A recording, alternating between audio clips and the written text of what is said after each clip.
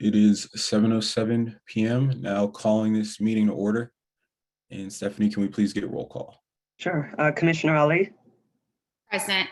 Commissioner Daniel, Present. Commissioner Dillard is gone. Commissioner Gathawa is not present yet. Commissioner Harris, Here. Commissioner Johnson, Here. Commissioner Rivera, Here. Commissioner Sakawis, Here. and Commissioner Traore. Here. Thank you. All right, so we have the approval of the May 27th, 2021 meeting minutes for the second agenda item. Does anyone have anything they'd like to bring up for changes or any discrepancies prior to having the approval vote?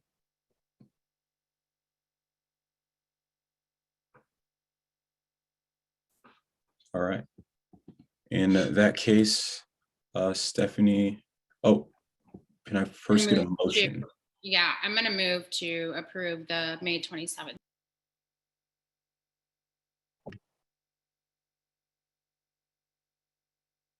Then do we have a second to that motion? Rivera, second. Okay, it's been properly moved and seconded to approve the meeting minutes from the May 27th meeting date. Commissioner Ali, Yes. Commissioner Daniel, Yes. Commissioner Harris, Yes. Commissioner Johnson, Yes. Commissioner Rivera, Yes. Commissioner Sakawis, Yes. and Commissioner Traore. Yes, Motion passes 7-0. Thank you. thank you. And we are now on to agenda item number 3, public comment of items not on the agenda. Do we have anyone from the public that would like to comment on any items not on tonight's agenda? If so, could you please raise your hand and we'll be sure to call on you and give you up to 5 minutes.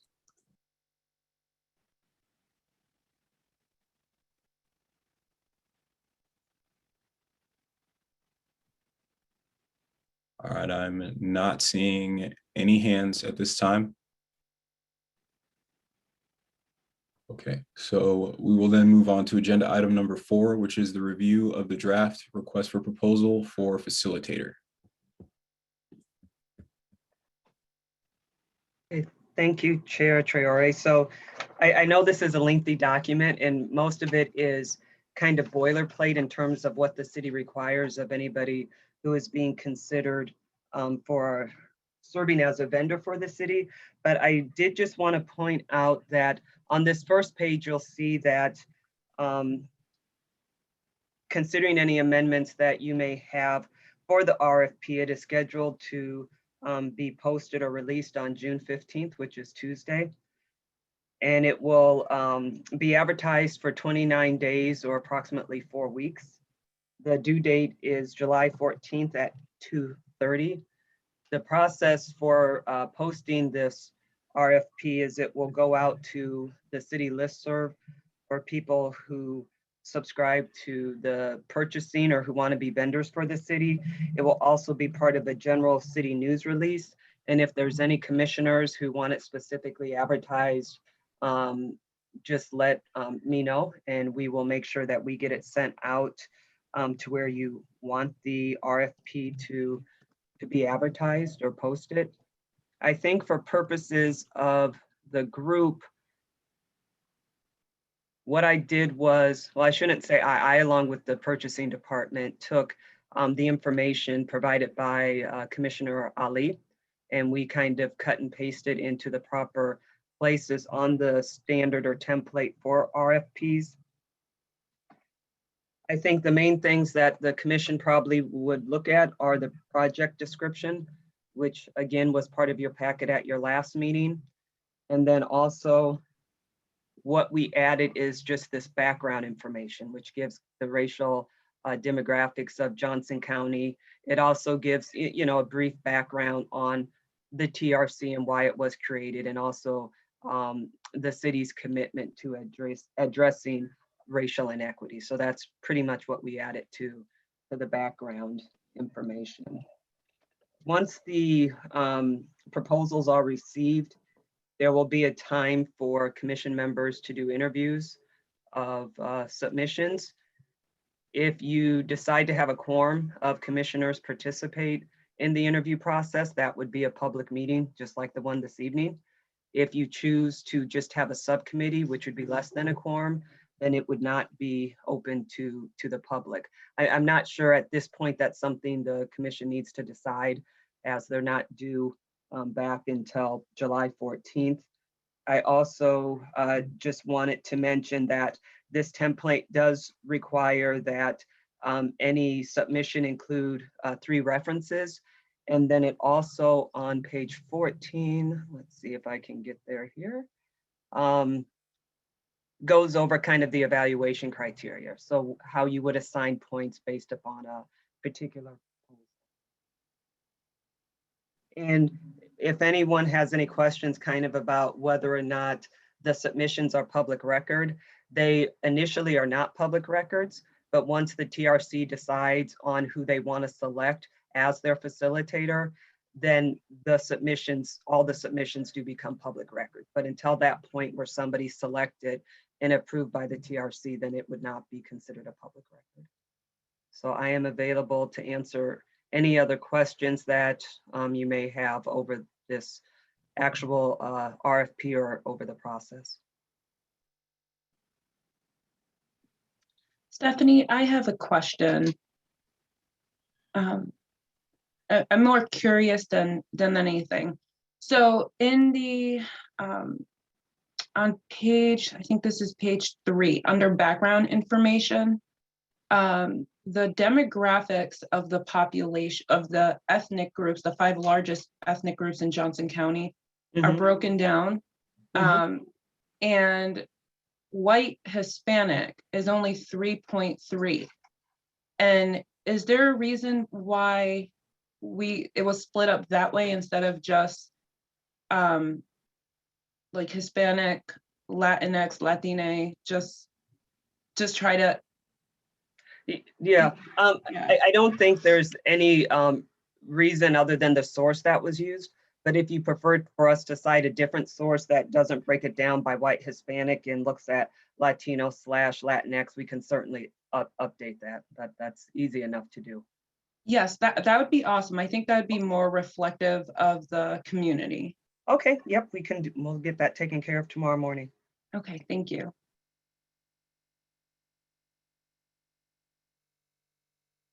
And then there was something that was written about like how the contract is 18 months long.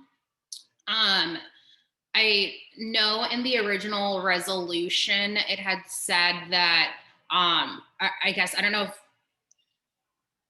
and this would change, I guess, when we do the contract writing up, but if 2/3 or more of the commission decide that we are not in need of this type of facilitator, then we would be able to vote to replace or hire someone else or whatever it may be that we would need at that point. Yeah, I think that can be reworded. If we probably would just put the approximate time, just because I think there's an approximate timeline for when the council assumed that you would need someone, but we can definitely just state that out a little more explicitly, and also note in there that the resolution allows for the contract or the facilitator relationship with the commission to expire if 2/3 of the TRC decide so. So that's easy enough to also edit, and we can take care of that tomorrow morning as well. One thing I wanted to address is for that 2/3 vote aspect. So in terms of their pay and their payment, so it's for the work as it's being done, but this is a contract being signed. Is there any type of like prorated, like early termination fee that we're looking into, or that the city has a concrete policy on? From my review of the RFP, it appears that the person submits invoices for payment, and so it's a little different probably than the proposal that you've seen in the past for a potential facilitator for the TRC. I think this contract is much more explicit in terms of payment. And so I don't recall any prorated notice in this, but I can definitely comb through it tomorrow. And if there is something in there, are you wanting that to, I guess, what are you asking in terms of the contract if there is a prorated fee? Well, essentially, just since we're looking to get someone to commit, I mean, something on the order of 15 to 18 months, whatever it ends up being, that that there is some kind of at least like severance pay in there, because I feel like that might be a deterrent to people applying if they do know that at any time 2/3 of the commission can just say that they're not needed anymore. So if they're to drop some other job or some other activity, just want to make sure that they know that there's, some kind of severance pay or period that they'll get paid until they get some other job opportunity. Is that something that we would have to vote on? And does that money that, I can't remember, does the money that we're paying the facilitator, is it city funded or is it a part of that $1 million that's allocated? It would be a part of the $1 million that were allocated to address racial inequity. In terms of whether the commission would have to vote on that, I think that's probably more a question for legal to see if they can place that in there or not.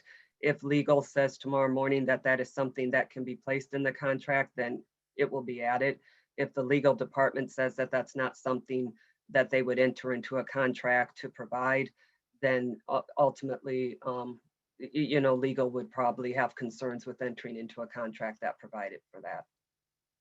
I just, my only issue with giving the severance pay is that I think part of what I had originally put in as a part of what they would present in their proposal was a timeline of what they thought they could offer and how long it took. So if they say that what they're offering for their specialties is going to take 6 to 12 months, then, or if whoever, if I'm assuming that these people who are applying for this position are going to have their own timeline. So I don't know that it's necessary to have this like severance pay, but I'm open to hearing other people's thoughts on that.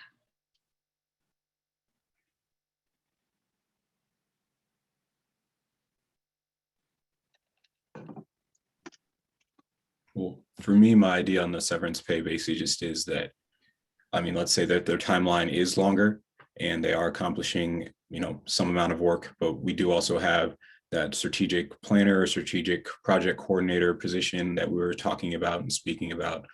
So if it came down to it and then we decided that position was needed more in the facilitator, that while they could continue offering expertise, that the strategic planner, project coordinator could cover more of those things, then we might just see that regardless of the proposal that they're cut early.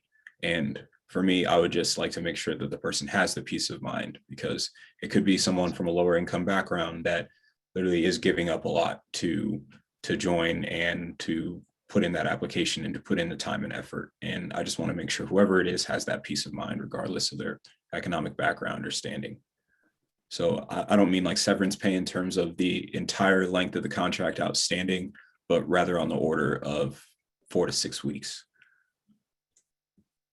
So something that we need to consider is, what if 2/3 of the commission votes to have this person, to separate, like terminate this person, and it's because of their ineptitude? That's a provision that could be added for it as well, that if it's due to something such as ineptitude or lack of effort or lack of accomplishment, then severance pay not being included. So basically, if the person is to want the severance pay or is to want to continue to have the position, they just have to be willing to actually commit that time and effort that they signed to in that actual contract. I mean, this again is just ideas being put out there. It'd still have to be something voted on. So would it essentially be a for-cause termination? So we would need to have a reason to separate, like to terminate the facilitator? I mean, that's, but There is a provision in there about not meeting the expectations of the contract. In terms of given like severance pay, I mean, generally speaking, if somebody is invoicing the city, it's for work that they've completed. It's not an invoice for prospective work. So my understanding of what you're suggesting is that somebody be paid for prospective work, even if it's work they haven't completed. If I'm understanding what you're suggesting. yes, it is what I'm suggesting, but more so in the sense of if it's at any time that 2/3 of the commission can vote to say that that person is no longer needed, then they could still have a lot of work that they could have accomplished. But we have not even written an RFP yet for that strategic planner or strategic coordinator. So if we were to write an RFP for that person and they end up taking on some of those extra duties or things, that person, the original facilitator, has already signed a contract and put in a proposal on their work, but then someone else ends up coming in and taking over those things. So in a way that kind of just, it's a bit of a conflict for me. That's a part of the, like, I would say the interview process would be figuring out if they have the qualities or, like if someone says, they think that they can successfully do this, this, and this in 12 months. And then on top of that, they have experience in strategic planning and could show us what they could do beyond, just the helping with the recommendations. I think this severance, and I know for lack of a better term, whatever you want to call it, I think it's just getting into muddy kind of area. And I don't know that I would feel comfortable adding that as a part of this. And I just don't want to pay someone for work that they haven't completed, if that makes sense. Oh, it completely does. I just mean, last thing I'll say on it is just that with the state laws that we have currently in this state, it just is reminiscent of me to how an employer can terminate someone without cause, essentially at any time, and then that person isn't, entitled to any type of pay afterwards.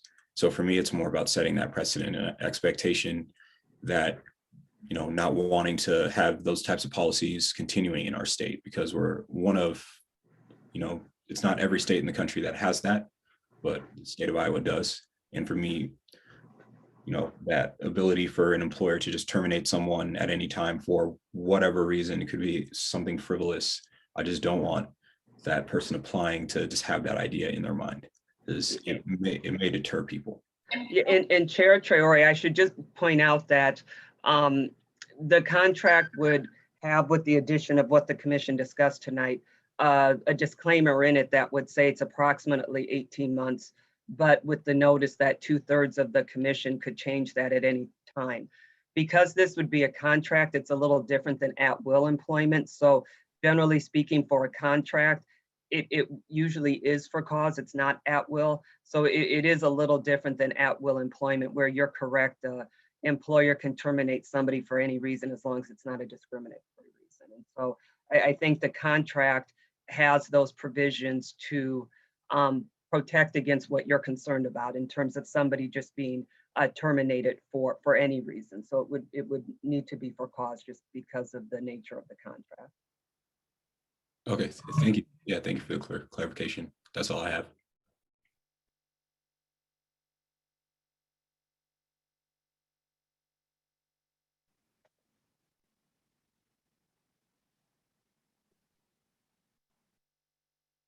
Does anyone else on the commission have anything else on this, or any motions they'd like to put forward, or are we going to move on to the next item? So would this person be considered an independent contractor? Correct. Okay.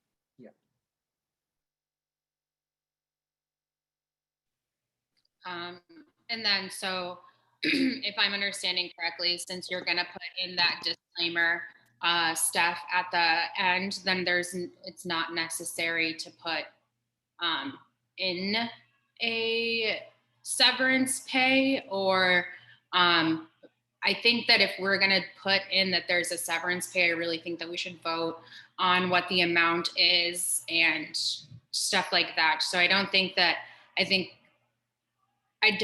we should put that specific verbiage in, but let me know if I'm misunderstanding.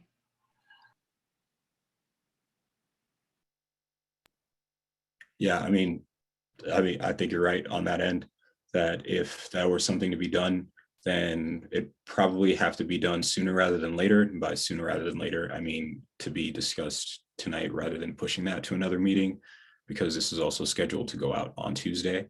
So it's up to the rest of you. I mean, I can't bring up motions myself. So if anyone would like to do that, you're more than welcome to bring up that motion. If not, then we can table that.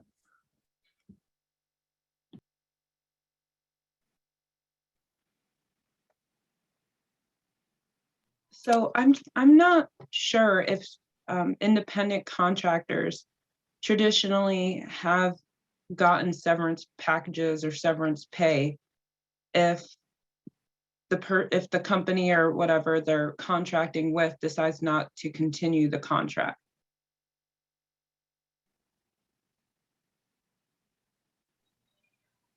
Yeah, and I just want to stress again, if the commission decided to sever their relationship with the facilitator for cause, that would be different than the commission coming to a point where they decided that they no longer needed a facilitator. Those are two different things. And so, I think, the concerns, I just want to make sure we're all on the same page. I mean, this RFP would let somebody know that it's not a guaranteed 18 months because of the resolution that states that at any time when 2/3 of the commission decides that they no longer feel they need the facilitator, that would be a part of the RFP. And so it would be something that would be noticed to anybody who decided to apply for this. And so I guess to me, generally speaking, nobody who applies should be under the assumption that they would be compensated for 18 months when it clearly says that, at any time where 2/3 of the commission feel they no longer need the services of a facilitator, it could be changed or the relationship could be severed, which is different than getting rid of somebody, say after 3 months, because you don't feel like they're fulfilling the expectations of the contract. Those are kind of two different things. And I think the contract provides for remedies if it's for cause, which is a little different than the 2/3 vote. So. And then will we, so on the hiring process, I know that you had mentioned that if we did it in, our subcommittees or less than a quorum, then we could do it privately and all of that. But when as far as the evaluation process, is that how it's expected that we do it and how we make our decision? I don't know if you want to scroll down a little bit just so that we can see that. Just because I'm not sure that everyone has seen pointing, grading scale like this, so I just want to make sure that if this is how we're expected to interview this person, then I want to make sure everyone's kind of on the same page about that.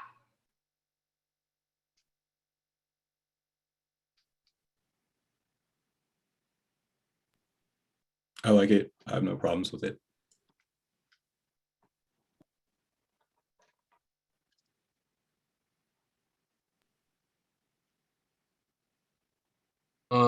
I can go just say that's like what I think right now. I'm having a few internet issues, so that's why I've been kind of switching in and out trying to get them figured out. But I mean, if a person is terminated for bad acts, there's not going to be any type of severance pay for that.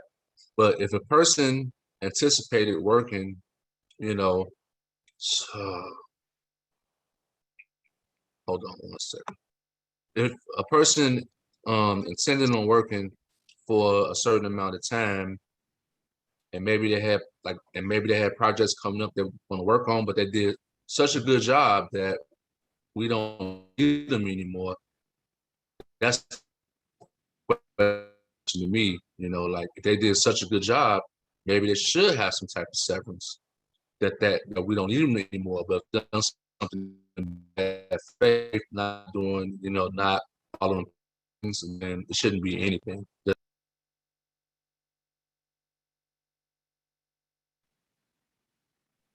And Commissioner Harris, if you are having trouble, there's always the option of calling in over the phone. So if you want me to send you that information, I can, and you can dial in.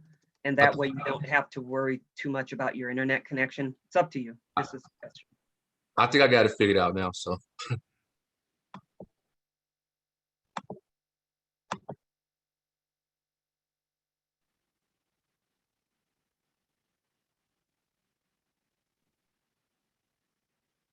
Does anyone have any comments or any other motions or anything that they'd like to say on this?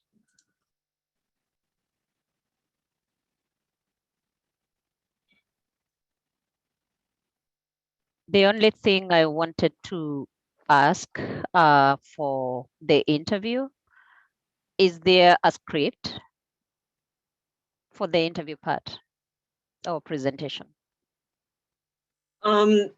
Generally speaking, you could have a preset of questions, which is always a good idea if you're interviewing multiple firms or persons, just so everybody gets asked the same questions and the same content. So that's certainly something that can be decided as part of the interview process. And then also, even if it's not written here, we shall be knowing when we are talking about experience with similar projects, what is similar meaning? Are we all on the same page on when we say similar projects? Those are my only curiosities. I yield.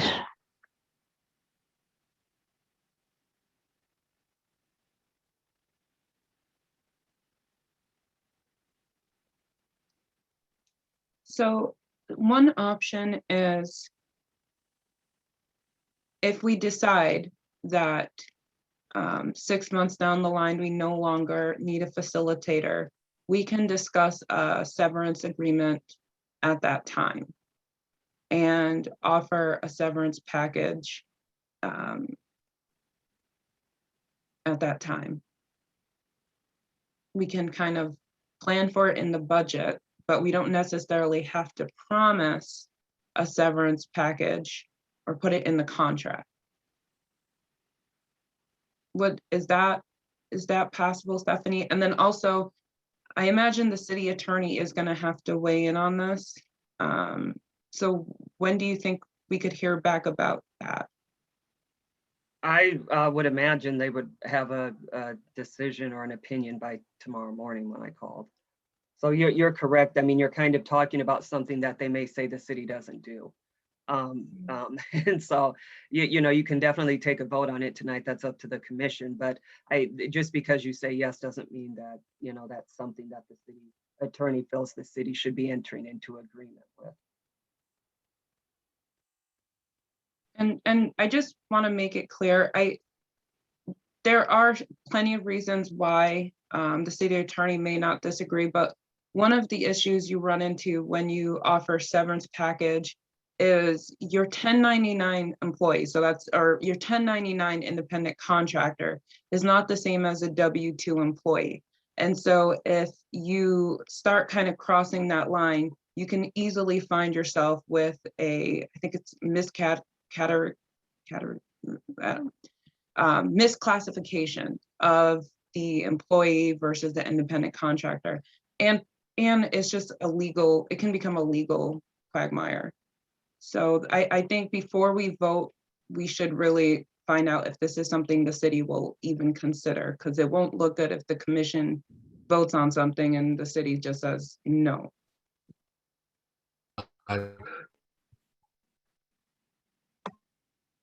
Yeah, I would say that I agree. I would definitely be open to having, Steph ask and find out. But yeah, I definitely don't think that it's something that we should vote on tonight, just as it is, because we may not even be able to offer this, even if we wanted to with every fiber of our being. So I think that if nobody has anything else to add or change to this, we should move on to the next agenda item. Question, Rivera, do we need to vote to accept this so that it can get posted stuff? I think it would be good for transparency to show who was in support of it and who maybe wasn't. So yes, I think that's a good idea for the commission to just vote on moving forward with the RFP process. So I'd make a motion that we move forward with this draft and the amendments that we discussed, except for the severance statement. I second. Stephanie, Commissioner Daniel. Sorry. Stephanie, can we please get roll call? Sure. Commissioner Ali, Yes. Commissioner Daniel, Yes. Commissioner Gathawa, Yes. Commissioner Harris, Yes. Commissioner Johnson, Yes. Commissioner Rivera, Yes. Commissioner Sakawis, Yes. and Commissioner Traore. Yes. Thank you. All right, we are now on to agenda item number 5, which is updates from Commissioner Traore on correspondence with city governments on the Excluded Workers Fund. So before I speak on this, I want to make sure I give anyone from the public that would like to speak on this agenda item an opportunity. If you would like to speak on this item, please raise your hand. If not, then I will continue.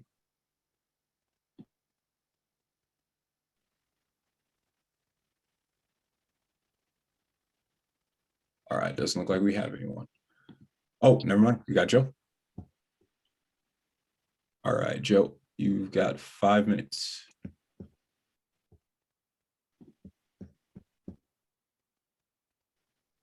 I am Joe Coulter, a former member of the Human Rights Commission, and I think I may have mentioned this before, but I want to encourage the TRC to address 5 issues.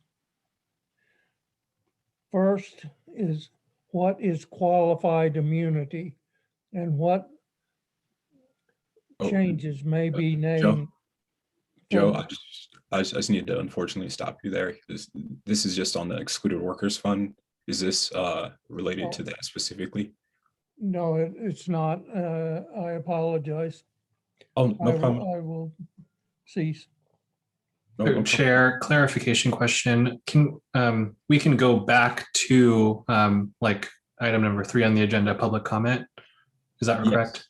Yes, we can. I just Okay. wanted to ensure, just for transparency's sake and meeting minutes and everything, that I we see. just got that straight.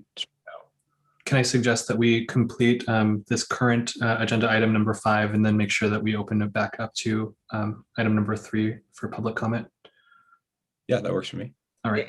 And you might be able, depending on what Mr. Coulter is wanting to talk about it under subcommittees, because it sounds like he's going to give 5 proposals for the TRC in terms of what he feels the direction or leadership should be looking at. And so it sounds like from his first few remarks that it could fit under subcommittees too. So Yeah. you could keep moving forward on the agenda. So would you guys rather, after this current agenda item, go back to the public comment, or continue and then have Joe give his comments during agenda item number 8, which is subcommittee structure, subcommittee leadership and positions? I'm thinking on agenda number 8 because from the little that Joe had started, this is Commissioner Gadwa, for the record. It's sounding as if it could tie in to specific committees or a subcommittee.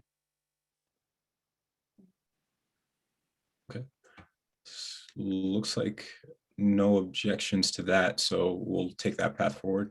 And Joe, we will be sure to come back to you on agenda item number 8.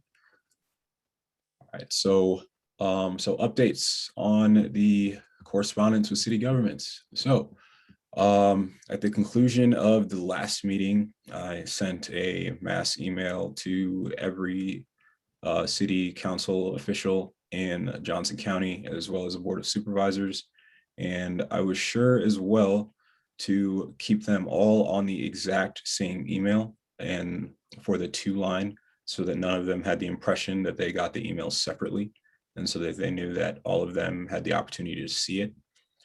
So what I will say is that I tried to contact as many people from city council, specifically for City of Iowa City, the city manager for Iowa City, as well as the Johnson County Board of Supervisors.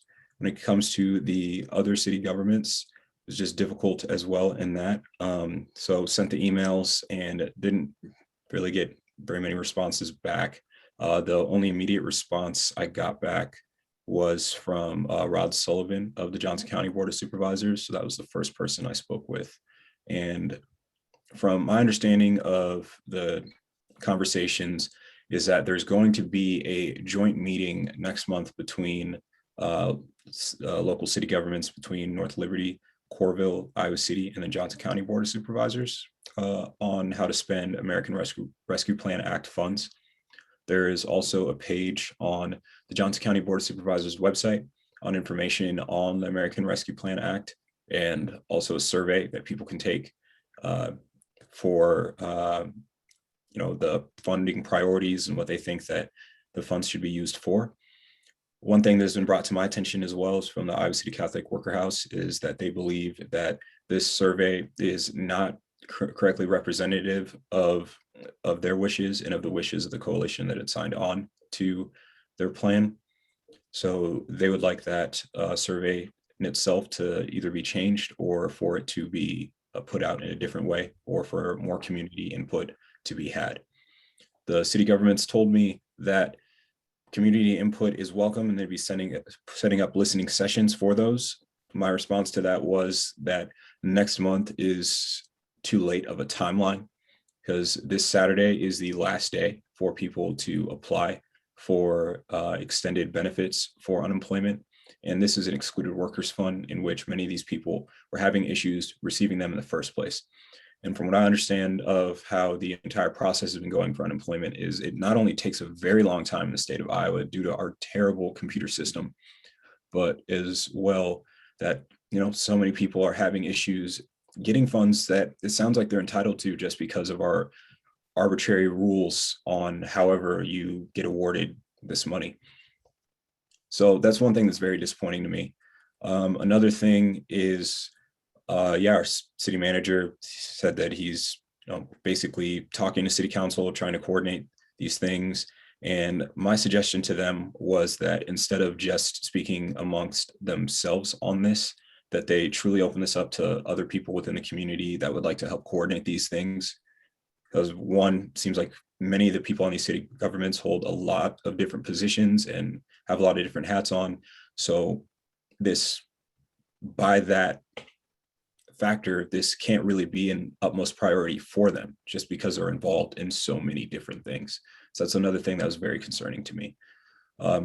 I also talked to them about how the fact of talking about needing to get proper guidelines in place on how these funds go out was, excuse my language, bullshit.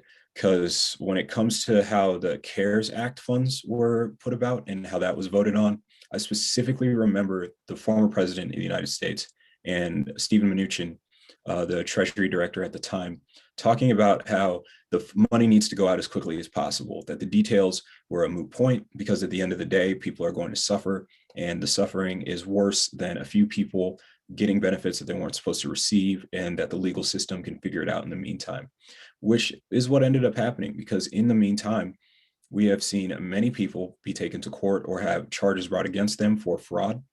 So that was another thing I suggested to them was, what about doing things such as having people bring their health records into an application process to show that, hey, I was affected by this, literally couldn't work, because we had that woman that spoke last week about how her lung capacity is literally affected by this.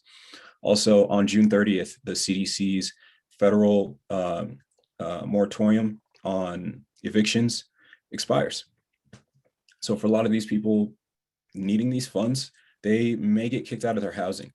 And that's a big issue because once you have an eviction on your record, it's very, very difficult to then rent another property because any landlord could then see your rental history, see that you have an eviction, and can use that as cause to not give you housing.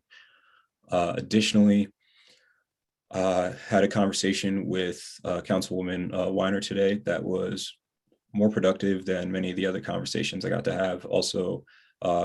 And she had told me that one thing that they may possibly be able to do and that she would really like them to do is look at directing funds to nonprofits within the city so that they can actually distribute these funds, because that's something that they have the ability to do. And it's a lot faster than going through the process of drawing up all of these different documents, et cetera, et cetera. Pat Hayden, the chair of the Board of Supervisors as well, from what I had learned from her and a few other members of City Council, is that it seems that the collaborative process between the governments within this county are terrible, also, to say the least. I don't understand why the city of Iowa City, Coralville, and North Liberty can be so intertwined in terms of where people live compared to where they work. The fact that the University of Iowa, while it is based in Iowa City, has all of these satellite offices all over Coralville and North Liberty and in other areas of the county. And also when it comes to football season, we have all these hotels that pop up all over Coralville now that reap all of these economic benefits from football games that occur in Iowa City. And as well, we have the Coralville city government, whose bond status I think is rated just above being junk bonds, which is not good, especially if you're a city. And this has been the case for quite some time for them, because when the city was created, city of Coralville was created, it was brought into a floodplain, which is also not a very good idea. The only reason Coralville is able to exist is because the Coralville Dam sits there. Otherwise, it would be entirely underwater. Nonetheless, they did put all these businesses into the Iowa River Landing. And one of the key ones that really started it was Von Maur. So for me, I watched as Von Maur was taken from the Sycamore Mall, and the Sycamore Mall economic opportunities in the South District quickly deteriorated after that. That plot of land was sold to Von Maur in the Iowa River Landing for, I believe, about $1. The justification for it was all of the economic benefits that were going to come in because of these economic impact statements and this and that, blah, blah, blah, blah, blah. Anytime you hear that, or at least anytime I've heard that, it doesn't really come to fruition, because these are forecasts, these are economic forecasts. And again, forecasts, just like your weatherman, it's not always going to be true. So yeah, for me with that, if these cities can reap all the economic benefits from Iowa City, then I don't understand why it is that they are not actively working very hard to work alongside Iowa City and the Johnson County Board of Supervisors to look at supporting plans such as the Excluded Workers Fund and how these funds are going to be dispersed. To me, it's just laziness, and it's also just showing how little they truly care about people and that they prefer businesses. Because if you can give Von Maur a deal for $1 over economic benefits, then you should be able to apportion, these funds right here to actual people who are shopping at these places and who are bringing about the money to help support these businesses so that you have that tax base in the first place. Because, I mean, when you're in the city of Coralville, you ripped out your own tax base by giving away all of these tax breaks for these businesses. So it might be good for you to try to get some of that back by giving money to people who actually can spend it and who can actually live in your city. The city of Iowa City as well has the highest rental rates out of any metro area in the state of Iowa. And that is slowly spreading to Coralville because people now move out of Iowa City to go to Coralville. And then Coralville, with how it's currently being gentrified in many areas, now you have people moving out to North Liberty and to Tiffin as well. Townhouses in Tiffin and North Liberty are about the same amount as a single family home in Iowa City on average. And this is from data I myself have looked at and have actually been studying and looking at for the last 5-6 months. So you can go to the Fair Housing Association's website to look at this as well. I also have a chart of this prepared on my computer. I can share that as well for people to look at. But those are my updates thus far. I have extended any support I can give to actually help get this to move along and to help get some more collaboration between them. My plan over the next week is to continue pressing to speak to more of the city officials from more of these city governments, and also to get the I believe it's 2 members of the Board of Supervisors who did not answer my email, and one of them in particular who still has not messaged me back or texted me back, or has not sent a single text back to me for months now, which is just very sad to me. If you're my elected official, you should be able to speak to me. And lastly, it's also just sad that we have current members of the Board of Supervisors that won't reach out to constituents when they ask them to, when we have someone who was just voted in, John Green, on Tuesday, and I was able to get a call with him on Wednesday. That's all I have. Stephanie, this is Commissioner Rivera. I just have a question. The way that this agenda item is worded, does it allow for discussion from other commissioners, or does it only allow for updates from Commissioner Traore? I think you can have discussion. Okay. I really thank Chair for all of those updates. You've done a lot of heavy lifting, and it's really evident, and really carried the statement that we made at our last meeting. And carried that forward to make sure that the momentum didn't drop. And I just really appreciate your willingness to have those conversations, and to keep knocking at virtual doors, even when it was disappointing that other people were not interested in talking to you. I just had one thing to add in addition to the survey that you mentioned for Johnson County.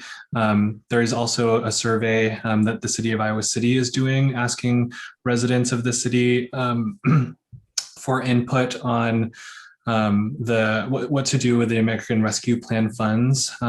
As we unanimously supported as a commission to support the Excluded Workers Fund and their coalition, I would highly encourage members of this commission to visit iowacitykatholicworker.org, and on their homepage, there's a link that takes you to the ARP survey, and their read on those surveys, as well as their recommendations on how best to complete them as they are, to best support excluded workers. And I also had a meeting with David Goodner of Iowa City Catholic Worker House, who is amazing. And again, I think that the group is really excellent. And he floated the question about whether this commission wanted to kind of add our name as part of the Fund Excluded Workers Commission. It would just kind of add the name of this commission to the list of 15 organizations and bodies that are already part of that coalition. And I wanted to hear people's thoughts on whether or not that would be appropriate. Thanks. Yes. Yeah, I can go. I've also talked with David Goodner as well. I had a Zoom meeting with him last week, and he had some great ideas. He definitely expressed them well, and he's definitely trying to do a lot. So I agree with what like Kevo said. He's a real good guy. So I had a meeting with him as well. So.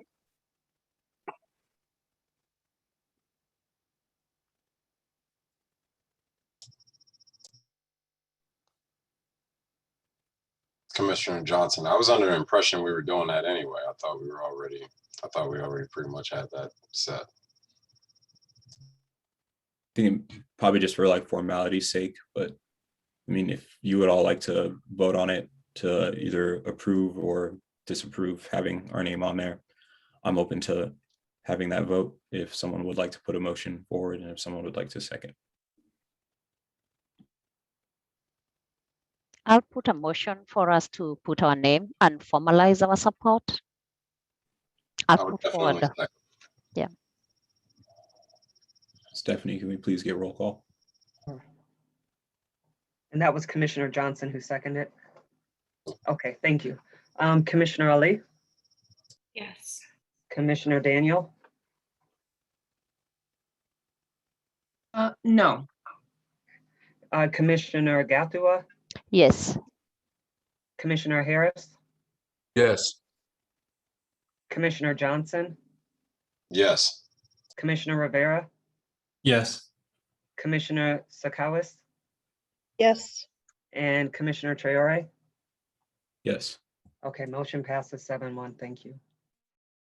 Would anyone like to volunteer to reach out to David to let him know?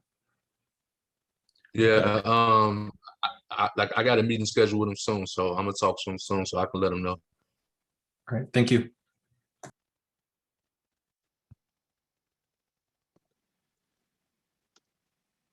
Do we have anything else on agenda item number 5 before we move on to agenda item number 6? Yeah, just before we move on, this is Commissioner Gadwa for the record. Chair Traore, you are talking about, is it Wena talking about funds being channeled through organizations? I hope this moves forward because it does make sense to me as somebody who coordinates NISA African Family Services, where I coordinate services for survivors and victims of sexual violences, domestic violence, sexual assault, stalking, and trafficking.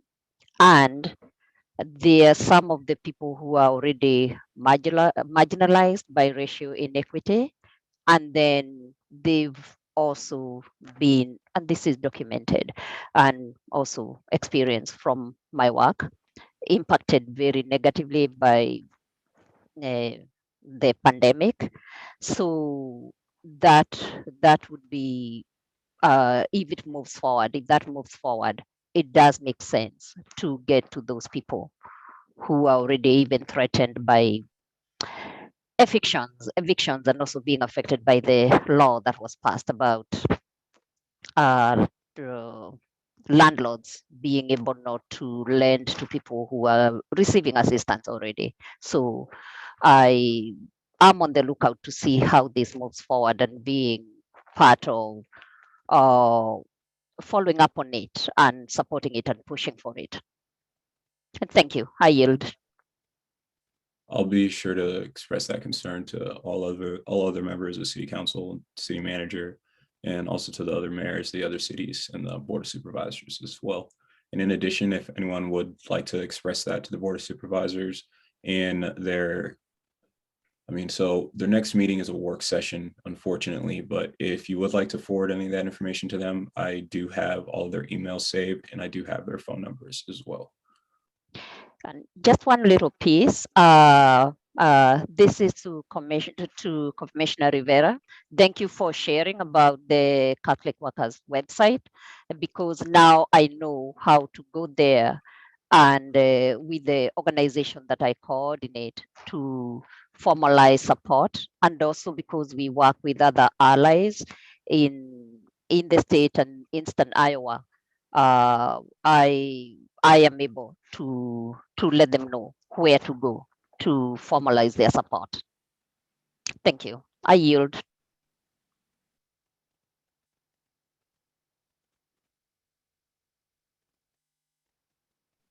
Okay. And with that, we can now move on to agenda item number 6, which is budget subcommittee updates overview. My piece I'll give is, I guess, kind of quick, and then I'll allow the rest of the budget subcommittee members to go ahead. So we've looked into a few more of the line items, and one thing we were really just expressing in terms of how we move forward is that it's just a bit difficult for the subcommittees to do their work as well without, having clarity exactly on how the budgets are going to work out. So I've kind of subliminally asked this question to City Council on multiple occasions now.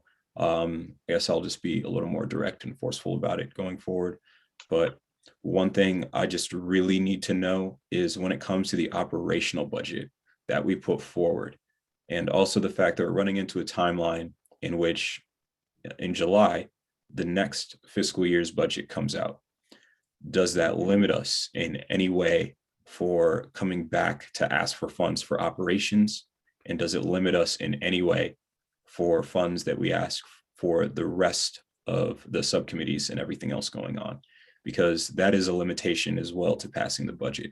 It's difficult to pass it if for whatever reason, it's going to be very difficult to ask for more funds for operations going forward. And I know we've been told that we can ask for them, but once again, with the next fiscal year's budget coming out in July, I just don't know their exact intentions on how to use the excess of the $1 million that we don't put in the operational budget at this time. And I yield. I think Commissioner Daniel asked this in one of like the first 2 or 3 meetings. And you can correct me, Steph, if I misunderstood, but it was that the fiscal budget or whatever fiscal year doesn't affect the budget in any way, shape, or form. And with the operational budget, we can send it in with like the already like written, I don't know how to word this correctly, but that with the knowledge that there probably will be amendments and will be changes to it. Yeah, so I think, so if my calculation is correct, when the TRC reconvened, it was Thursday, April 15th. So 90 days from that date would be July 14th, which is a Wednesday. So I think the commission, you should submit your budget by that deadline. That would include all the needs or all the financial needs that you would have to date. I think that you can submit the budget with a cover letter that could, state that, you're still working through some of the needs of the subcommittees. And it's possible that you may need to come back in the future and request more funding because those funding needs were unknown at the time when you submitted your, original budget submission to the city council. So just letting them know in a memo that the budget that is being presented does not necessarily preclude the TRC coming back and requesting additional funds from the city council.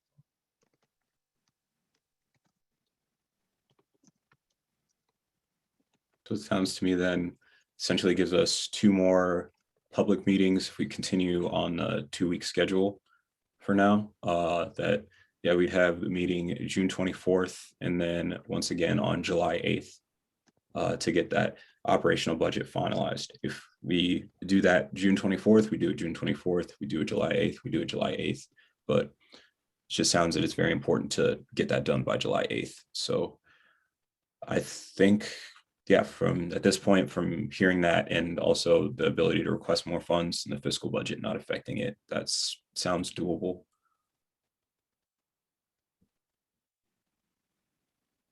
And I should mention that if you feel you need more time to submit your budget outside of the 90 days, I mean, that's certainly something that the RC could do as well. But I'm just letting you know kind of what the 90-day marker is from that April 15th date.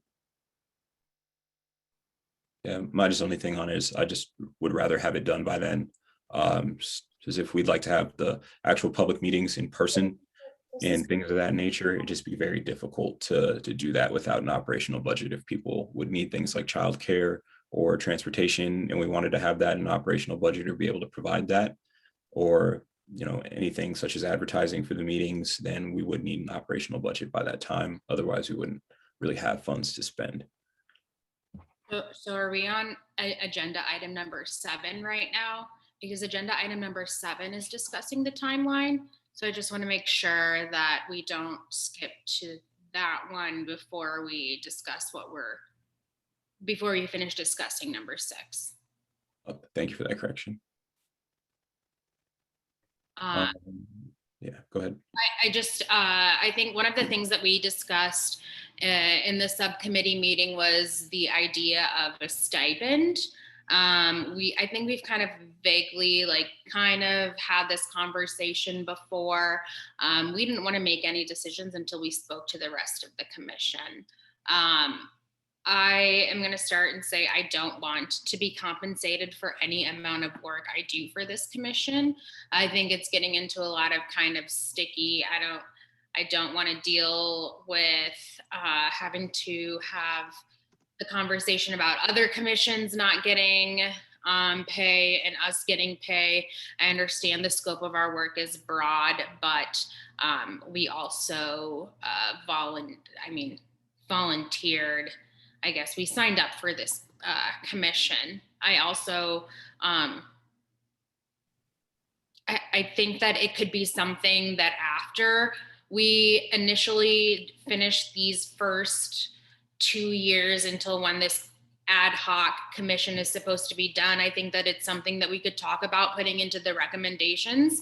But in my heart, I genuinely do not feel like that at this time for this commission for right now, while we're still ad hoc, I don't think that it's a good idea to take compensation. But I'm definitely open to hearing what other people think, and I don't want to make other people, feel like they have to agree with me. So I'm open to hearing what others think. I can go. I respectfully disagree with like what you're saying. Respectfully, because like I disagree because my circumstances in my life are kind of different than other people. I have children, I have a family, I have a home to take care of. So sometimes these meetings last 3 and 4 hours out of the day. And these meetings happen during dinner time or after dinner time where I have children to go tend to. That's why sometimes I go on mute and turn my camera off because one of my children are doing something they shouldn't be doing, and I have to get up and go take care of that. And so, and like how the chairperson talked about, how he's relentlessly tried to reach out to these people, the supervisors and people not responding to him. And he has a regular job as well, and it takes a lot of time out of your day, especially when it comes to who's going to form these subcommittees, which we still haven't got all set up, because it's about time constraints, sometimes I might have a meeting to do, a Zoom call to do, but I should go be outside more on my lawn or taking care of something at my house. But, I've been on some of these meetings till 11 p.m. at times, and that takes a lot away from my family. So that's why I believe in that it should be some type of stipend, and putting it off for, until a later date. I don't know what the difference is in that, but I just respectfully disagree with, this work is work that needs to be done. And other people, just like Mohammed talked about, it's a lot of people that wear a whole lot of different hats. So, I wear hats that I do a lot of things that I don't get, compensated for. So this is the thing that I spend most of my time, dealing with, even though, I live in the South District and I deal with the South District, but I spend most of my time, with the TRC and doing things with the TRC. So with that, I yield. Thank you for sharing that perspective. And I would like to speak if I get a chance. Oh, sorry. No. My computer was glitching, so I didn't hear you speaking. No, of course. Sakawas, you can go right after me. No, I just wanted to thank Eric for sharing that perspective, because I am not a mother and I don't know what it feels like. I'm not a parent, so I don't know what it feels like to have to sacrifice that time away. So thank you for just letting me know and giving me that perspective. I appreciate that quickly. I have 6 children to take care of in my house, so I appreciate you,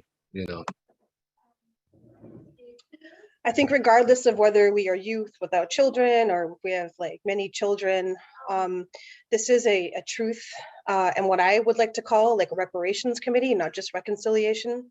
And we all are all BIPOC folks here who have struggled with oppression and racism all of our lives based upon how we were born. To be born Indigenous is a political act. And so I take a firm stance on what I'm willing to do for white folks in general, because this is like what, 90% white, this city. And we need to be firm on like what we're willing to do for free and what kind of emotional labor we're going to give and how that's going to be compensated. My life's work is dedicated to increasing funding and work opportunities for Indigenous peoples. And as an Indigenous woman, I've absolutely I decided long ago that I won't do this work for free anymore. So I think that if I'm putting all of this like time, like I didn't know this was going to be 2 meetings a month when I signed up. So I was surprised by that. And there is a significant amount of work that goes into this. I calculate about 10 hours a month, like easy for some people. Myself, I'm pretty sure with the sustainability committee, as that gets going, there's going to be a lot more work because I'm very passionate about that. And I'm trying to get Indigenous youth involved. And so I will be mentoring them.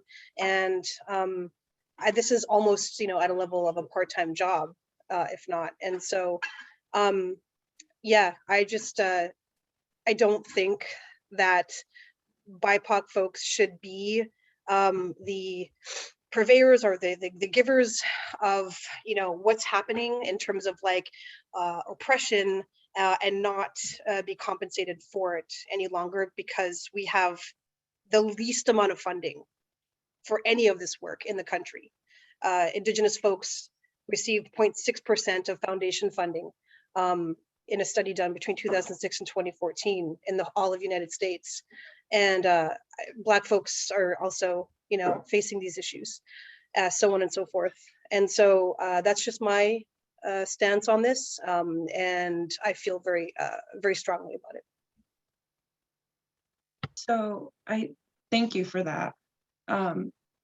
During the budget commission subcommittee meeting, we had kind of a lively debate about this. And really, if we're going to move forward, we should move forward as a commission. So we can't just have some commissioners get a stipend and some commissioners don't get a stipend.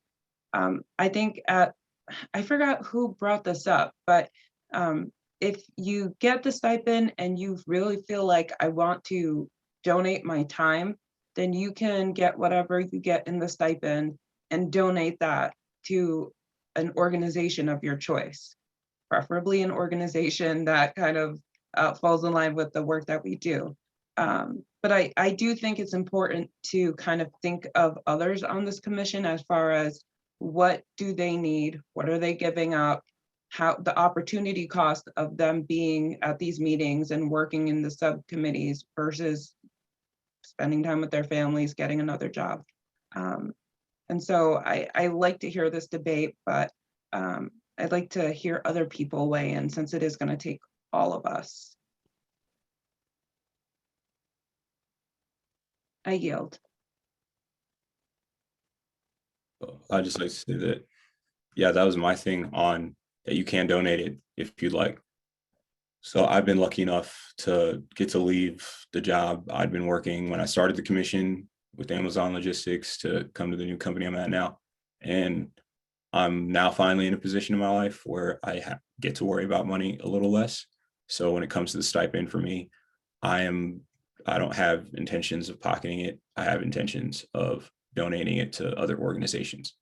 Because one thing I'd really like to do is do things such as go to the university surplus store, because they take these computers and other things that they get rid of after just 2-3 years of use that honestly aren't that bad. I mean, I learned how to code on one I got from there, and I just bought a few hardware things and installed it in there.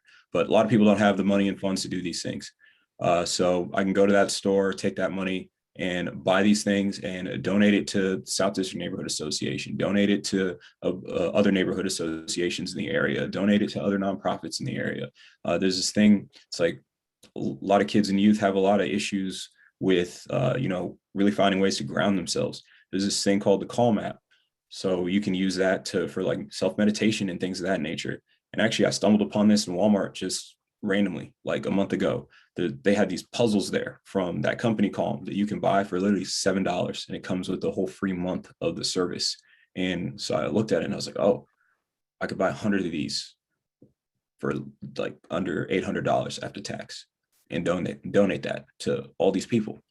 But it's one thing for me to just continue donating money that I have myself, rather, especially when it comes at a time where I put so much time in this. Like, I also like to design websites as freelance, but it's difficult to do that with the time putting into here and also my own job. So what I was doing with a lot of those freelance funds is I was either investing it or donating a portion of it. I mean, there's one nonprofit I did one for where I told them, like, yeah, don't even pay me the web hosting fees. Like, I'll pay that for you. But I can't continue to do that if I don't have the opportunity to actually make money from these websites. Like, I can crank them out very quickly, but the time limit drags on and on and on the more time that's put into this. So I'm not saying that I don't want to be on here, because I definitely want to be on here. I don't have any intentions to quit, but it's more so that if I were to get a stipend, I can continue to do the things I want to do in the community, such as donating this money or these gifts. Or you even have the aspect of, for CenturyLink, you can get home internet plans for $50 a month. Like, could donate home internet to a family, could pay utilities for them, something like that. It's like, my whole thing is like, I just want to live my life by my values and by my ideals. A man I really respected my whole life. So unfortunately, he's passed away now. Always said, use your success, wealth, and influence to put them in the best position to realize their own dreams, find their true purpose. Big piece of that is wealth. So for me, that's what I would like to use my stipend on, if we are to pass one. And for me, I would like to use my stipend on the stuff that we do in the South District. I know people heard about on Saturday, we're starting to have, like a pop-up shop, and everybody's volunteering. And anytime we've done things like that, it ends up with us coming out of money out of our own pockets just to keep it going, because that's stuff that we want to do. It's going to be a pop-up shop where people come through. They got different businesses that's owned by Black people or people of color, and they're going to have a lot of things this Saturday. If you come in the South District, it's going to be a large event. And so I would use my stipend to help fund those things. So with that, I yield. So I am not going to sit here and say I'll donate all of it, because if we don't even know how much we're talking about. I think the main thing is, this is a Truth and Reconciliation Commission. The truth is, this takes a lot of time. The truth is, there's a history in this country of people who look like us with our backgrounds not being appreciated. Our labor and our contributions are not being appreciated. So I really, I think that's really the only argument we need to make. We don't have to try to make ourselves feel better or try to make ourselves look good by saying, well, we're going to use the money for good. It doesn't matter. That's what I wanted to say just now. I don't need to make any excuse for what that money is used for. That's money that belongs to it belongs to us for the sake of the labor, the love, and the emotions that we're putting into this work. And that's up to us on how we decide to use it. In most cases anyway, it goes back into our communities. We all know how that works.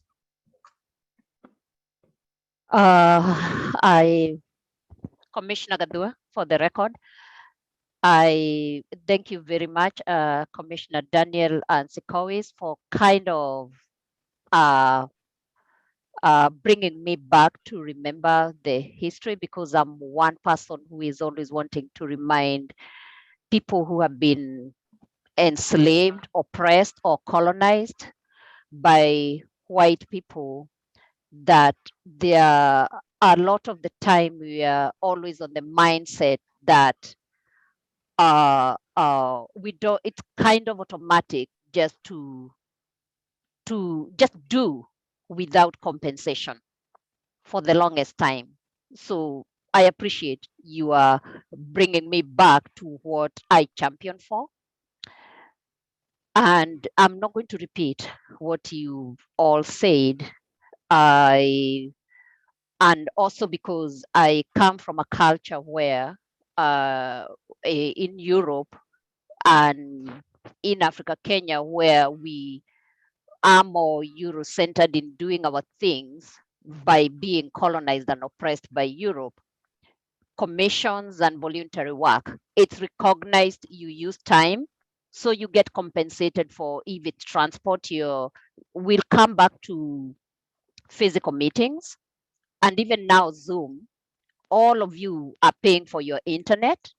So it's really, there are all those things. Yes, you've already volunteered your time and all that, but there are the physical things that are costing you. So I've always been used to, even if I volunteer my time, that is recognized. My mileage and when I'm there, there is even a cup of tea, if it's dinner time, the work that you're doing gives you something for that dinner. So I'm not going to use so many words. Let me just say, I thank you for reminding me of all those things. And I am going to go with a stipend.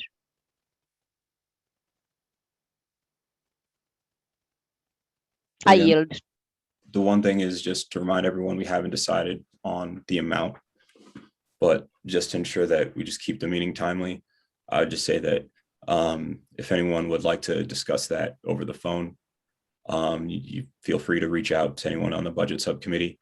It literally does not have to be me. You can speak to any of the others on the budget subcommittee, and then we can come together in our subcommittee meeting, get that information together, come to the next meeting with an amount or 2 or 3 different amounts, and then make that concrete vote on it. But before we do that, we'd just like to see if there's anything else anyone would like to say, or any other motions that people would like to pass, or anything of that nature.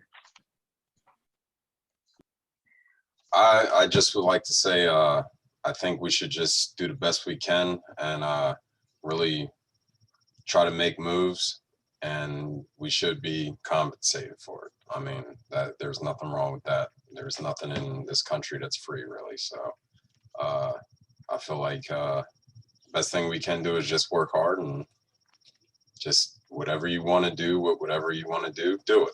That's fine. I agree with that 110%. So that's it. And since everyone's given their really amazing thoughts, so will I. I really appreciate the discussion tonight. I was one of the individuals who was initially opposed to stipends, and we were having a lively discussion about it, but I did want to make sure that we were hearing from everyone on this commission about their thoughts, and I'm really glad for that. I'll say that through the discussion tonight, I've really changed my mind on this, and I would be in support of a stipend, and I hope that you all do give us feedback about what you think would be an appropriate amount for the work that we're putting in to this commission thus far. I'll just mention one of the reasons that I was opposed initially was just the public standing of this commission. I think with the rocky start that we had, there was certainly a lot of mistrust towards the activities of the members of this commission, or the members of this commission, especially those of us who were sort of on the previous makeup.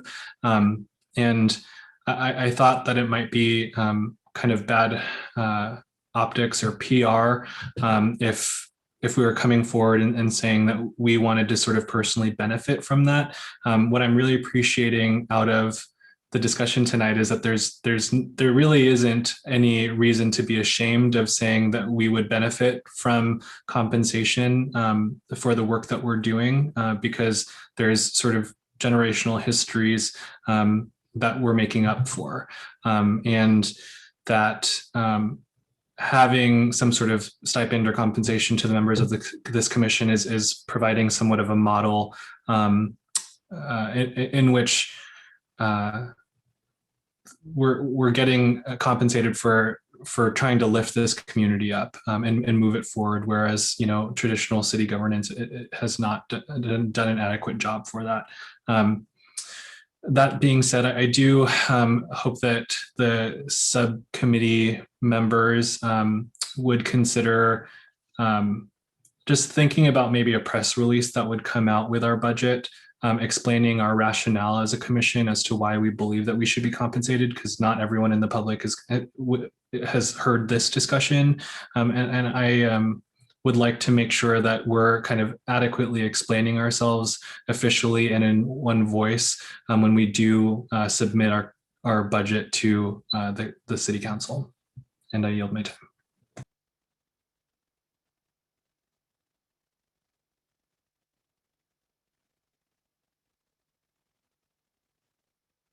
Does anyone else have anything else they'd like to say on stipends?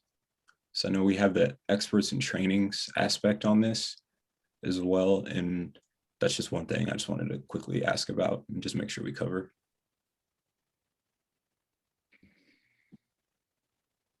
Yeah, I just was confused on like what we were wanting to cover on that part. Like, are we deciding if we want experts in training? Are we going to talk about specific trainings that have been offered to us? Or is like, I just am confused to what capacity, like what that meant. So I just added that on there because that was just one thing that we'd spoken about in the budget subcommittee, but it was difficult to really discern like how much training did people feel like they needed, like what type of experts do people feel like they needed. So I don't think we necessarily need some like grand discussion on it, but rather to just like get it out there today so that everyone is aware and that we can continue to just have those conversations with each other so that we're not just kind of like walking blind in the budget subcommittee and we don't just bring something to the table that everyone just feels like they're just being blindsided by. Yeah, so I could provide just a quick summary of what we're even talking about, just so everyone knows. We do have that Google Drive folder that has a bunch of documents. And so if you ever want to see the operational budget with a bunch of dummy numbers in it, you can check that out. One thing that we were talking that Chair was mentioning was just in case we wanted, as subcommittees wanted to bring in experts to educate us on different things, we wanted to be able to pay them for their time. And so I think it would be helpful for us to hear from you all in your different subcommittees, like just an estimate of like how much expert advice you'll be sort of pulling in, and the types of experts that you'd want to pull into your subcommittee meetings. And that would give us more of an idea of how much we should put aside in our budget for this. Is that a good summary, Chair? 1,000 times better than what I did. Yeah. I just wanted to say something about that. I was talking to my aunt the other day. She was provided compensation by the Canadian government when they did their Truth and Reconciliation Commission in Canada for Indigenous peoples that were forced into boarding schools. Recently, they uncovered 215 children in an unmarked grave at one school in BC. When I was speaking to her about this, she told me not to be angry. We had to learn how to get through it because it's been very upsetting. And she said, the one thing that does make me angry, though, is that the last time they did this, the last time that they had experts come in and they had people come and help all of us with this issue, is that white professionals gained like a ridiculous amount of money from the Canadian government. And like lawyers, therapy offices, just operations in general. And when you said that just now about bringing experts in, like that was my first thought. Like, what is this money going to? How much are these experts going to charge?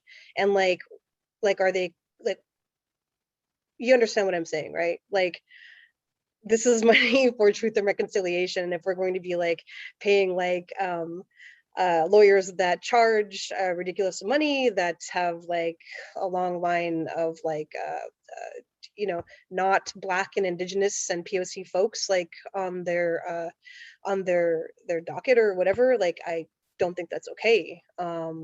So an expert to me is an elder or somebody with cultural knowledge that I can come and have brought in to convince people that we don't need to have so much grass in Iowa City.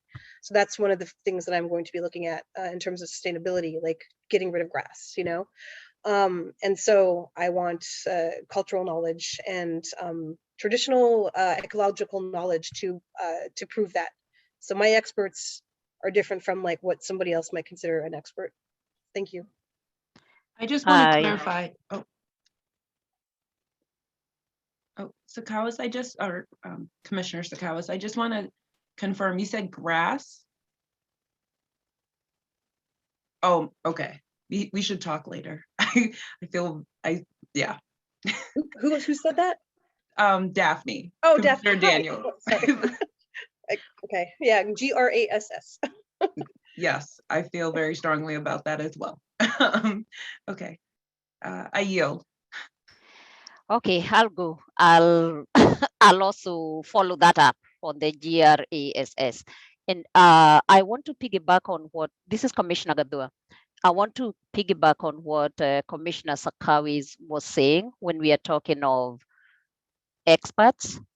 And I'm thinking of, for example, if each of us, we belong to various cultural groups that are marginalized or have been oppressed, whichever word you may decide to pick.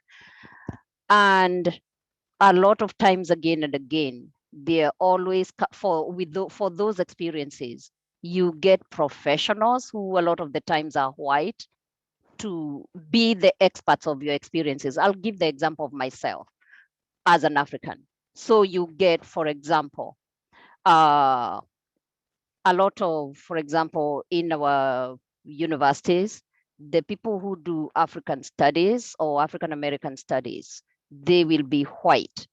So when you're talking about such an expert,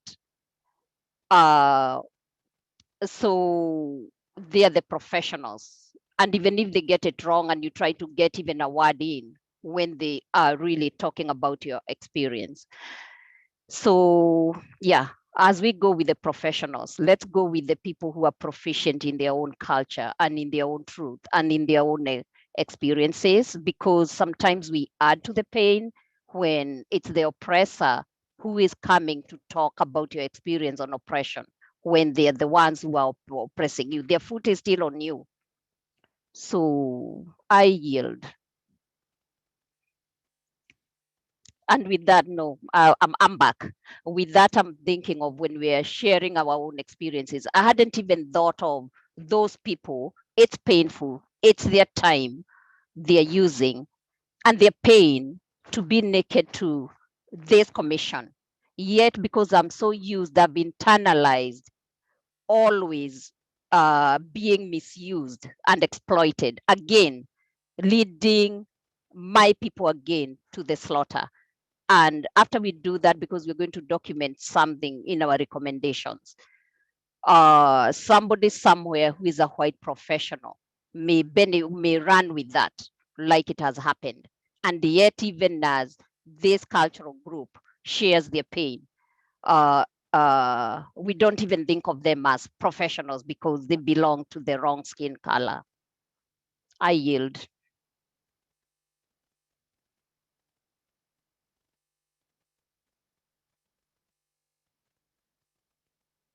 I'd just like to say that to me, yeah, being an expert, it doesn't matter if you got a degree or not, doesn't matter if you dropped out of high school or not.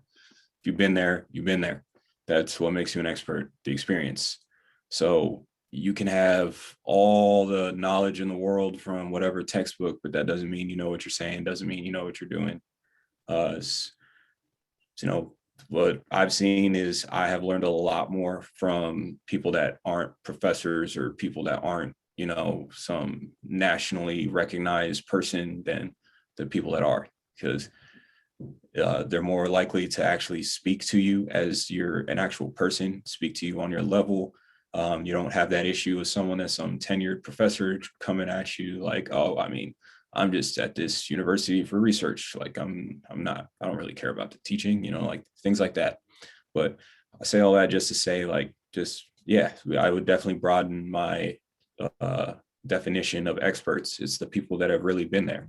Like when it comes to policing and things like that, like we're talking about criminal justice, like I don't want to hear from some scholars on it. I want to hear from the people that have actually been in there, because they're the ones that are going to tell you how to fix it, how to change it, because they've actually experienced it. Yep. So I would go next. Definitely. Some people are experts on paper. But it's some people that are experts by experience. They live off experience. That makes them an expert. I'm one of those people. I'm an expert on a lot of terrible things, but I'm an expert on how to transform out of those terrible things too. So it might be a person that went, just what was mentioned earlier about the last two speakers that might have went and got all his degrees and stuff, but he really doesn't know what goes on in those situations with incarceration, racial injustice, just getting picked out of the crowd because of color of your skin, you know, people who been abused by the police, people who just went through so many injustices, never had a chance to come up over the hill. They always had to work low minimum wage jobs and try to find a way, and then maybe they might get in trouble because they did other things that they shouldn't have been doing, but they didn't have a chance in this type of economy. And with that, I'm gonna yield.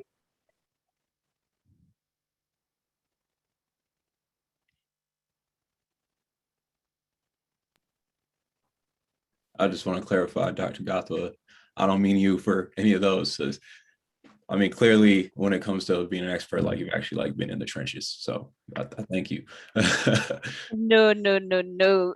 Commissioner, this is Commissioner Gadua.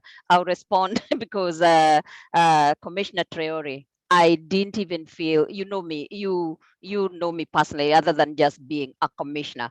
I know you are not talking about me or Commissioner Rivera because those who know my work, I research on these things. I teach at the university level, but at the same time, I tell my colleagues and even right now, my faculty colleagues in Grand Canyon right now, where I'm very humbled and very privileged to teach, I tell them I am very, very uncomfortable. I've been teaching my whole life. Very uncomfortable if I am just in the ivory tower. I train school counselors, and I just have to be involved in one way or the other in my communities and in my school district, because I could be telling them to do this and not knowing what is going on right now. So yeah, Commissioner Traore, I am very aware of that. And that is one of the reasons I'm sitting here, to be really not just to teach racial injustice or all those things, but also being part of the change. Yeah, I yield. Thank you. And yes, same thing to you, Kevo. It's like, yeah, actually there. Same thing to you, Daphne. Like when it comes to lawyers, like actually being there. To every single one of you, it's like actually putting in that time and effort. Got the utmost respect for every single one of you. Like I know I say it a lot, but I truly mean it. I was just going to add as staff that I think just to kind of focus on the agenda item, it was whether to include stipends and experts in the budget line items. But I think commissioners, in terms of the subcommittees that you serve on based upon the conversation, that it's probably a good idea when you meet to kind of have an idea of who you may want to have serve in these capacities, and get an idea of how often you think you may want to use them, get a feel for the fees that may be included, so that you can then send that information back to the budget subcommittee, so that when they're making that line item, they're taking into consideration all the subcommittees and the expert they may use, the frequency, and then kind of the cost. So just kind of think about that when you meet here in the next few weeks. Thank you. Thanks, Steph. I think that's a really good summary. I appreciate everyone's thoughts. So at this time, it kind of sounds like we had also rolled into agenda item number 7. So if anyone does have anything else on that or not, like have the time to do so. But I guess just the one thing on subcommittee structure is, I just wanted to just address that really quickly. It's like, do we feel like we want to have like point people for subcommittees? And when it comes to that, like, do we want like a official chair of each subcommittee?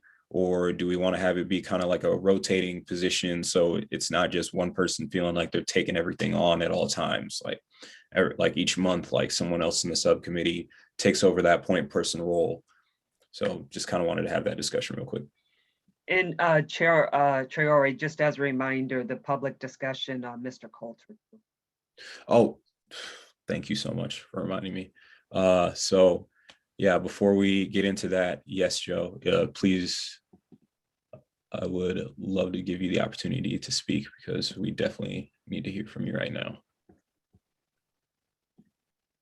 Well, this is Joe Coulter. I know some of you, but not all of you. I've formerly served on the Human Rights Commission. I'm a member of the Iowa Commission on Native American Affairs, the Indian Advisory Council of the Office of the State Archaeologist, the Montana Idea Networks for Biomedical Research Excellence, the Native Research Network for Wisdom. I'm a wisdom keeper. I work for the Meskwaki Historical Commission, and I'm on the Native American Council of the University of Iowa.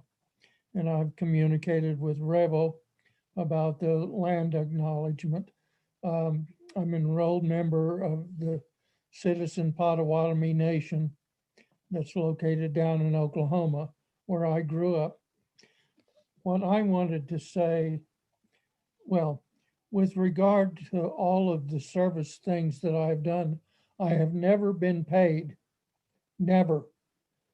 I've been reimbursed for travel expenses, but I have never received a stipend, and I would never accept one. That's not what I do. And you might think about that. I had 5 points that I would be very interested in seeing your really good group here to address 5 points that I think are pretty crucial in what you're doing. One is a term that's a little ambiguous or weird, called qualified immunity. That is what police officers receive that protects them from civil law enforcement. That's something that other communities, other cities are looking at about, why can't the police force be held responsible legally for what they do? But that's what qualified immunity is. A second point is housing. We've recently lost, because of our legislature, the Section 8 housing vouchers. That's going to cause big problems, especially with what's going on with the reimbursements from the federal government and so forth, with respect to enabling people who run our housing to kick people out.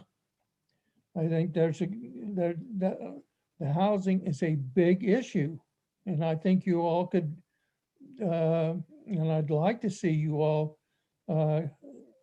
get involved in that and make some recommendations to the city council about that. There are 3 other things that are going on right now within the city of Iowa City's government that I think you should have more input into. First is the OIR, and I don't know quite what that stands for, but they made a number of recommendations in regard to their review of the use of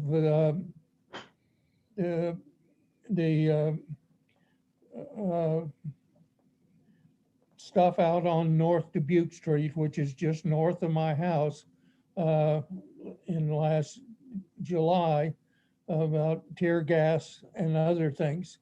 That was initiated by the city council, or the office of the city manager, to get a review of that. And there was a number of recommendations that were made, which the city council is going over.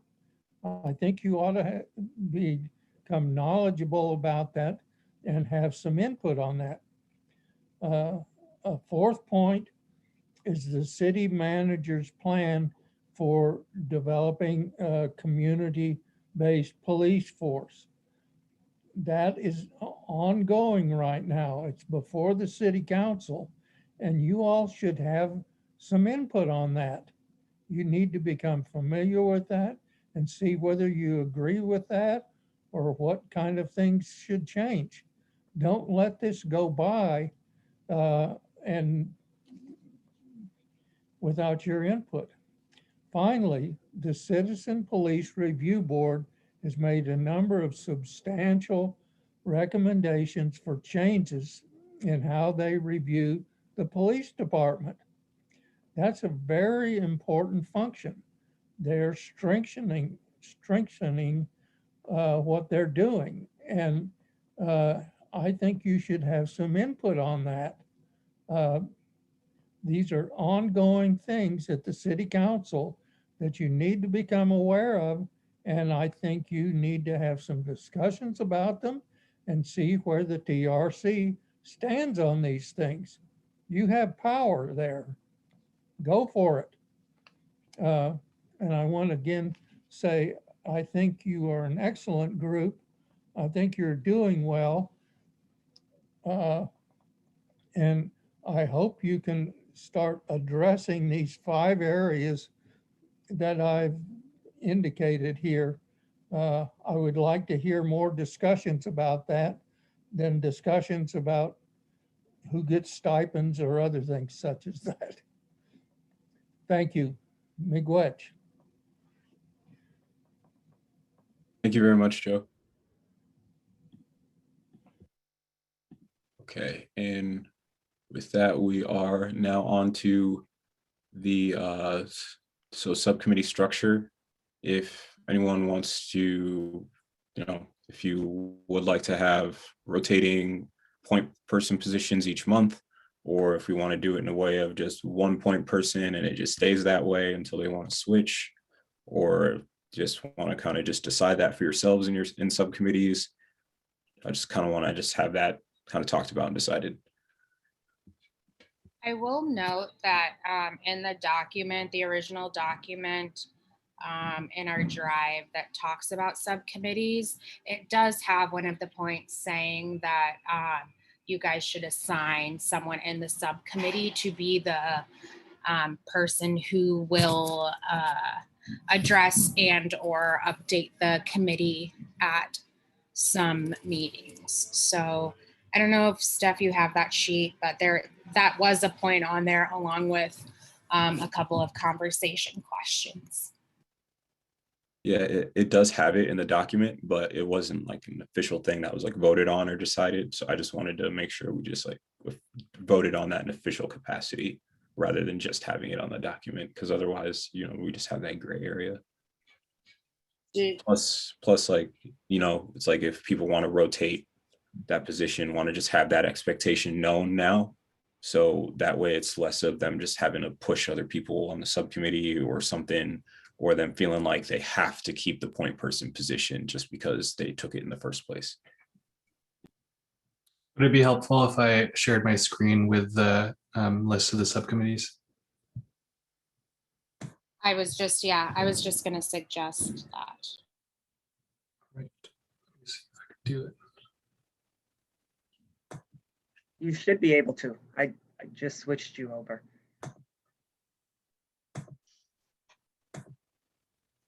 Y'all see that? Do you guys see that? Yes. Okay. So I can start with the healthcare subcommittee. We have not met yet. Is everyone listed under healthcare still willing to be part of that subcommittee? Yes.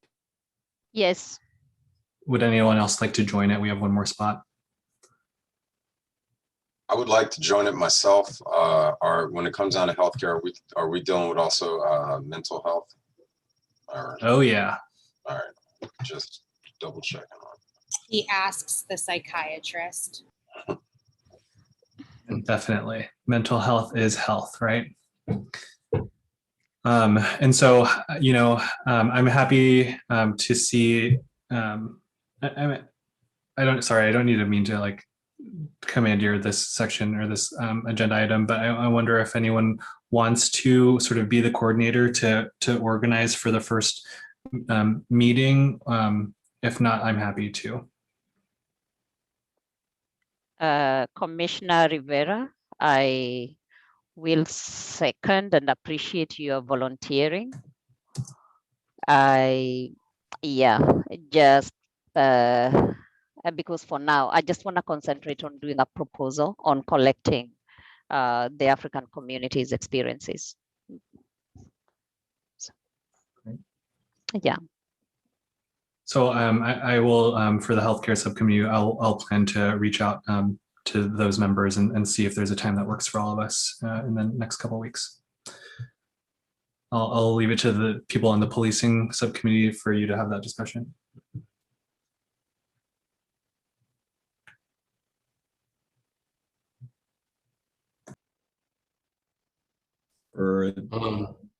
Yeah, so we have not. Oh, go ahead. Yeah, so with the policing, we have not met yet, but when we do meet, we have a lot of things to like talk about. I'm willing to figure out, host the first meeting to talk about it. We just got to get together and figure it out. I got some space that we can meet at, so. So I would actually like to take my name off the policing subcommittee, just because the budget subcommittee is more, there's more involved there than I initially thought. And I believe we thought that the budget subcommittee would only be around for a couple of weeks, and that's not quite what it looks like. So I'd like to do that so I have more time to focus on budget and housing, because I feel like housing is a really big one. I'd just like to remind everyone as well that we do still have the opportunity to go to other subcommittee meetings if you'd like, just as long as there is no quorum at the time. So just make sure it's 4 people or less. So when it comes to budget, healthcare, and housing, there aren't other people that can join those. But when it comes to policing, sustainability, and education youth, if there are people that would like to pop into those sometimes, if you feel like you have something new that you need to add or some new information you'd like to give, there is always that opportunity as well. And I expect to do that for policing. I just don't want to add my name to that as well, because one, I don't feel I have the time to split between all these subcommittees and everything, but 2, I don't want to be on all these different things, because then to me personally, it's like I'm having too much influence over the entire process. And I'd like to just make sure all commissioners have more of an equal standing.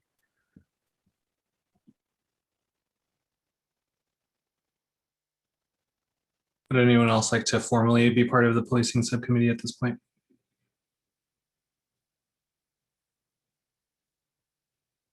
All right. Sustainability, who wants to speak up?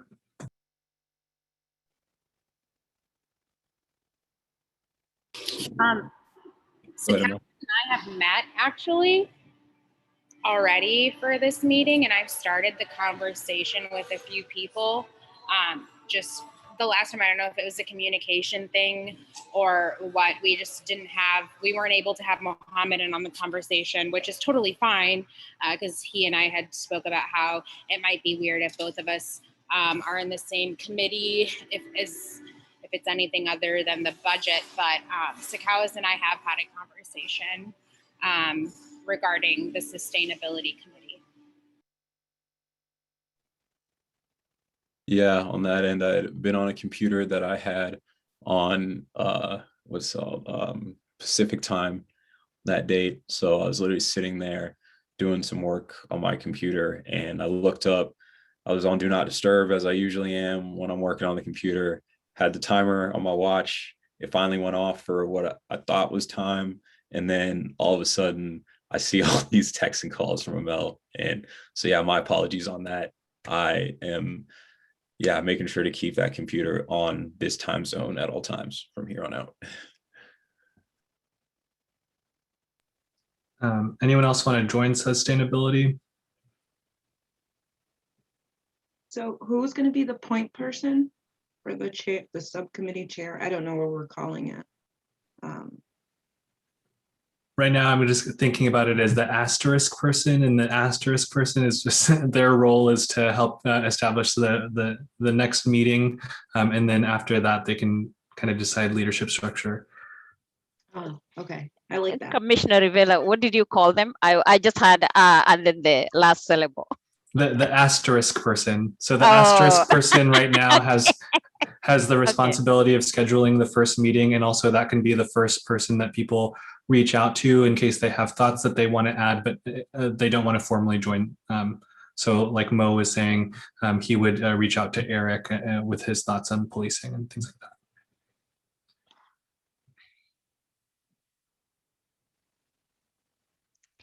If Chastity and Commissioner Johnson, if they have no objection, I'm going to be the asterisk person for education and youth. Yeah, I have no problem with that at all. Yeah. So I will get hold of you and Chastity, and if we are lucky to get out of here with the fourth person. Hey, I want to interrupt. Will you also contact me, because I do have a bunch of stuff that I think would be really important to the education/youth committee. Just people that I've met with already, and people who are conducting research within the ICCSD already, that I think that you guys would really be interested in hearing, along with recordings of testimonies from the community school board meetings. So I don't know if you need to add my name onto that. Yeah, that's what and thank you very much. I appreciate. So just so that when I print but when I know you're there, so that I was going to note on my notebook, but it's best if it's there. Thank you.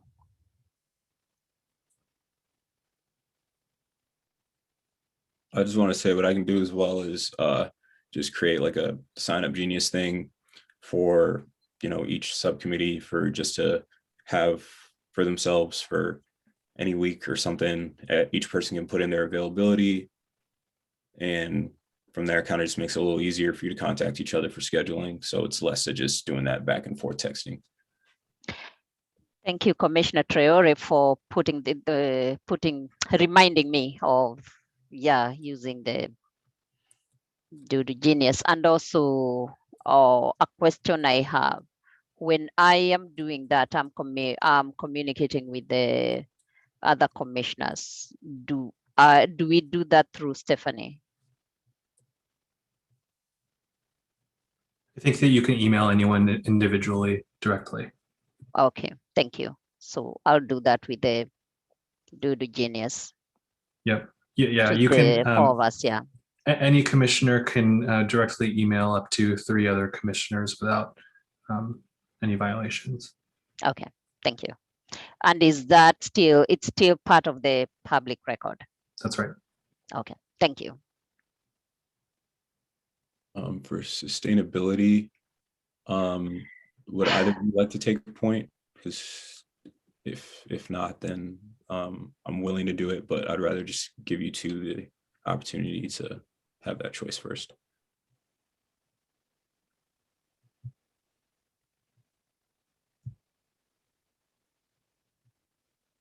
All right, I'll grab that sustainability point person. And housing. Oh, yeah, true. Yeah, so for housing, I may not end up being on there for good because from my conversation with Chastity before she had to go on her trip, she may want to join the housing, but I'm just staying on there for now just because, currently not being here. Has housing met? No. I'm okay with being the point person, but I don't know, maybe Chastity should kind of, I'll be the point person for now unless anyone has objections. And then I'll reach out to Chastity and ask her if she wants to be, if she'd prefer to be the point person.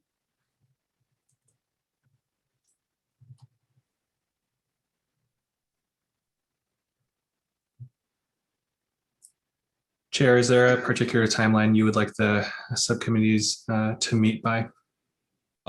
Just sometime before the midday, the Tuesday before we meet next, which would be June 22nd by noon.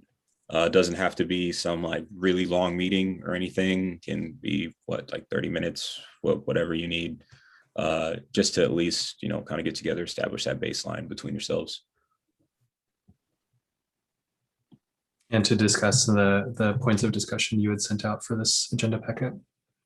Yeah, just those two questions for your subcommittee. Just what does success for your subcommittee look like to you? But also, what are the things that the work of your subcommittee would make you happy? Because to me, those are just two different things: success and the happiness aspect when it comes to the work of the subcommittee. Because what ends up being a success to you may not also make everyone else happy.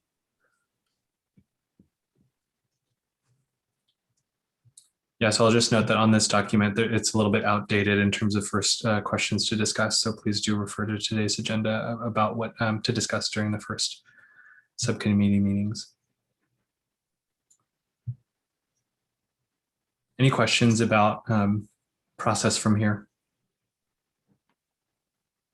I don't know whether this is where I should raise a question I have as I go into leading, collecting information from the African communities. I'm trying to think where that would fit in our subcommittees. It could honestly fit in any of them. So it just really depends on the topic they want to address. Oh, okay. So yeah, it's the same goes for anyone for anything you need. So again, that's the thing of if you want something to be addressed by some subcommittee, you always have that opportunity to just reach out, whether it's by phone or email. You can do it by text as well if you'd like, but just some of those ideas are just better expressed over phone or just being able to read that out in an email. But yeah, feel free to reach out to each other. We're only as strong as we are together. So just got to support each other in everything that we're doing.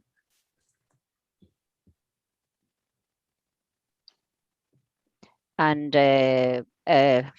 Commissioner Harris, when you're communicating on policing, please include me in case I'm able to come in because, yeah.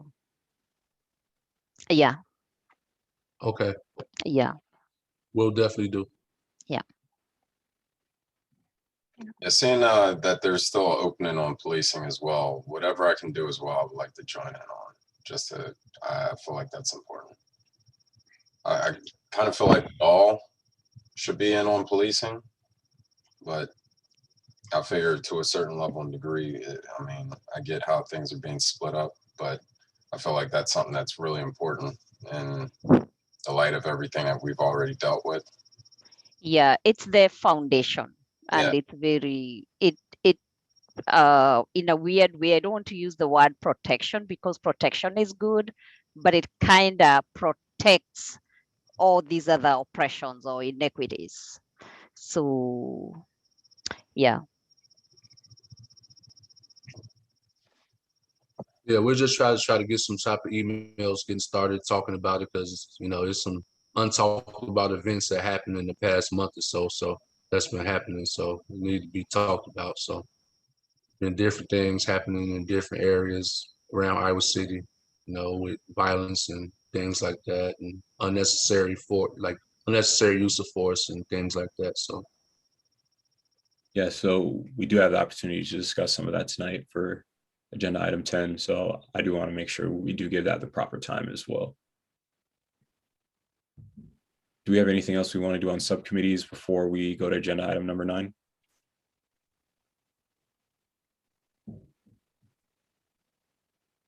Okay. So timeline for future meetings and meeting frequency, returning to meetings in person. So for me, with that budget being due July 14th, I just personally feel that we will more than likely need bi-weekly until that July 8th date, which would be just 2 more of the bi-weeklies. But after that, personally as well, I would like to move to more of the monthly structure, because that gives us the opportunity to, 1, be more active in the community with whatever you're doing, 2, have more time to get subcommittee meetings in, and 3 as well. I mean, we all currently see right now the high difficulty in seeing any of the people's TRC meetings. And I do feel that that's something kind of need to have that time and opportunity for. So I would like to be able to do that. But again, just depends on what you guys want to do. So if you would like to move to that more monthly structure, then we can go to that. But yeah, so just time for that discussion.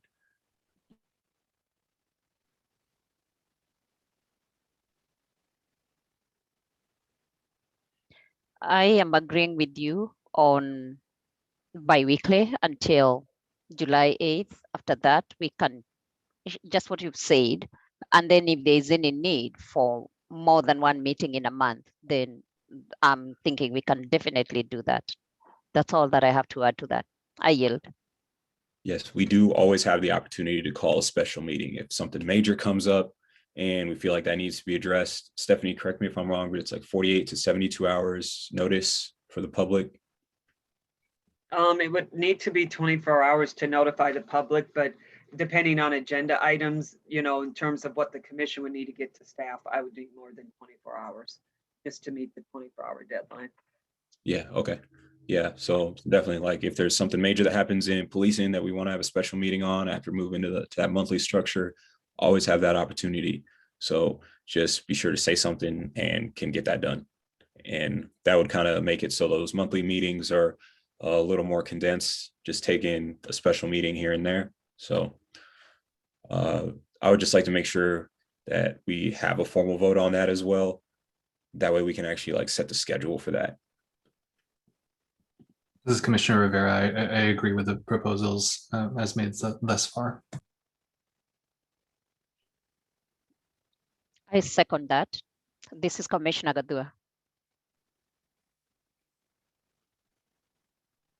And Stephanie, can we please get roll call? Sorry, I wasn't making a motion. I can, but I was just saying that was my addition to the discussion. Oh, sorry for preempting. Commissioner Johnson, I personally have reservations with just going with the monthly. I was hoping, I figured the more we worked, if just on a different time, possibly maybe rather than a Thursday evening, maybe something on a weekend, but I would go more than one. I would go once a week. I feel like just to do updates or small progress, anything else along those lines, I feel like could be a lot more helpful and keeping on point with things. That's all. But that's how I feel about it. I think one option would be if we were to move to monthly meetings for the entire commission, that the other Thursday, the subcommittees try to meet, or the subcommittees try to meet bi-weekly, and then the commission, I'm sorry, it is so late. But like the commissions meet, the subcommittees meet when the commission doesn't. Yeah, that is, I don't know whether that captures what Commissioner Johnson has said. If, for example, if I were to keep this time for subcommittee meetings and then the other Thursday for the other meeting, or whichever time people agree on in the Yeah. committees we're working on. Yeah. Sorry, I just I didn't need mean to to- interrupt. Oh, but I was thinking that, but there are some people who are on 3 or 4 or 2 or 3 different subcommittees, so they can't meet simultaneously. Yeah, I was thinking that. Yeah. Yeah, because that's one thing I'm aware of as well. It's like it's difficult to get into subcommittee meetings as well if we're doing like a weekly like meeting of everyone and not going to have as many updates over time, especially if there's less going on. And that also gives you less time to like get out in the community to like do something or like find something out or like sit down with people. So I just want to make sure that like subcommittees are prioritizing more of those like niche things, and like when it comes to that bigger meeting that can get those updates, get those to the public. And as well, like we do have that opportunity to meet together, do the phone calls anytime, just as long as you're just not in that quorum setting. Yeah, we just need to feel free to just reach out to each other anytime. Like for me as well, I have a pretty late bedtime, so don't hesitate to text me and say like, do you have time to talk or something? It's more than likely I will. And just the one thing for weekend meetings is I'm just not sure, just because we're a government body, if we can have them on the weekend. But that's just one thing I haven't gotten clarified yet. Stephanie, do you know?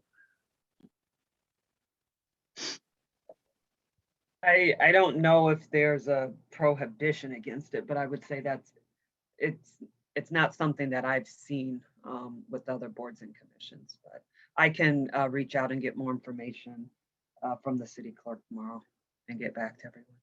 Perfect. Yeah, thank you. Yeah, that'd be really helpful in that decision. So, well, at this point, I guess since we just at least have 2 more bi-weekly meetings, and can wait on the concrete vote to at least get that information on if we can have the weekend ones and let the subcommittees kind of discuss a little bit. But one quick thing for in-person meetings, think about that as well. Your timeline for that, if you'd like to start doing that, on July 8th or after July 8th, beginning July 1st, from what I've learned from mayor and city manager, and also what they've said publicly, after July 1st, public meetings for city government bodies are allowed to go forward. So what day of the month were we thinking? The first Thursday, last Thursday? Yeah, that's one thing that just depends as well. It's like, I just don't want to force people to just choose like now. It's like, might need time to like look at calendars, kind of see your summer schedule, if you had things planned in the immediate term, because especially if we do move to monthly, that kind of is just something where we want to make sure as many people on the commission or all of us can make it. Okay, so we don't need to vote on this tonight. If you guys would like to, we can, but yeah, I just realized after I'd said that yeah, we do have 2 more bi-weekly ones. So I don't want to push people to vote on something that we might end up rescinding.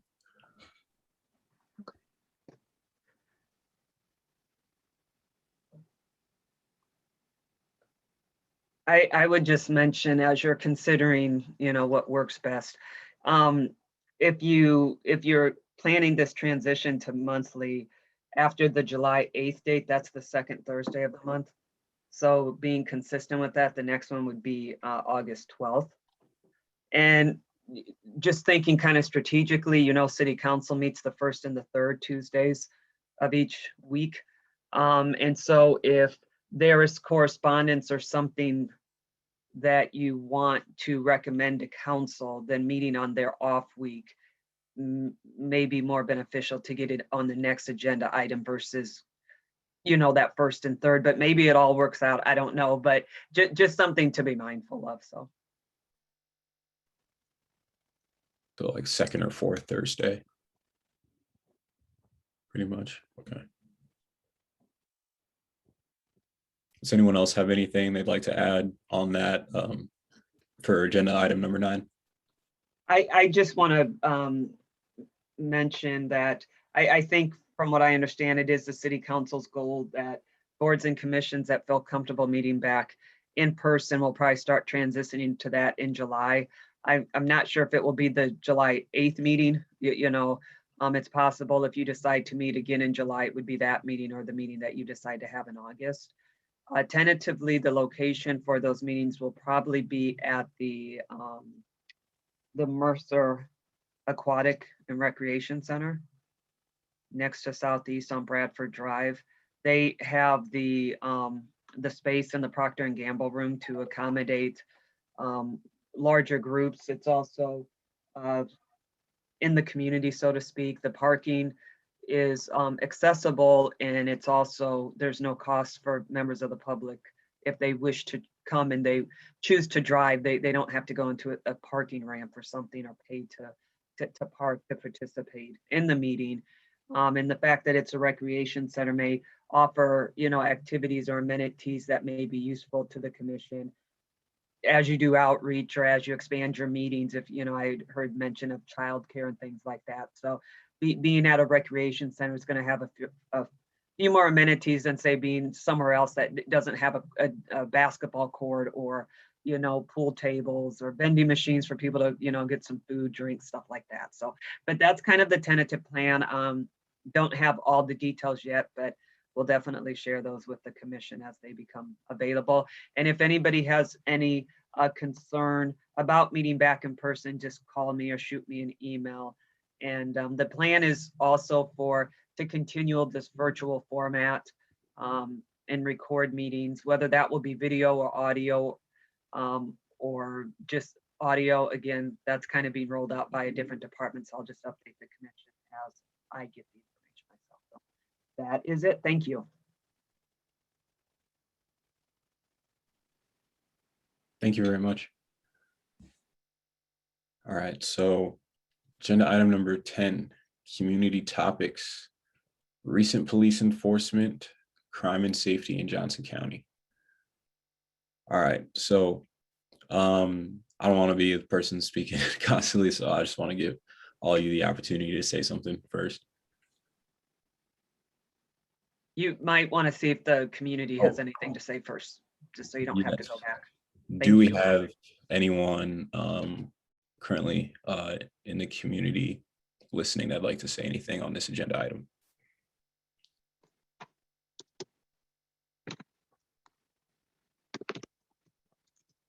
All right, so in terms of commission discussion, so today's centered topics are recent police enforcement and crime and safety in Johnson County. So this is not the same as commission announcements, so there is discussion allowed.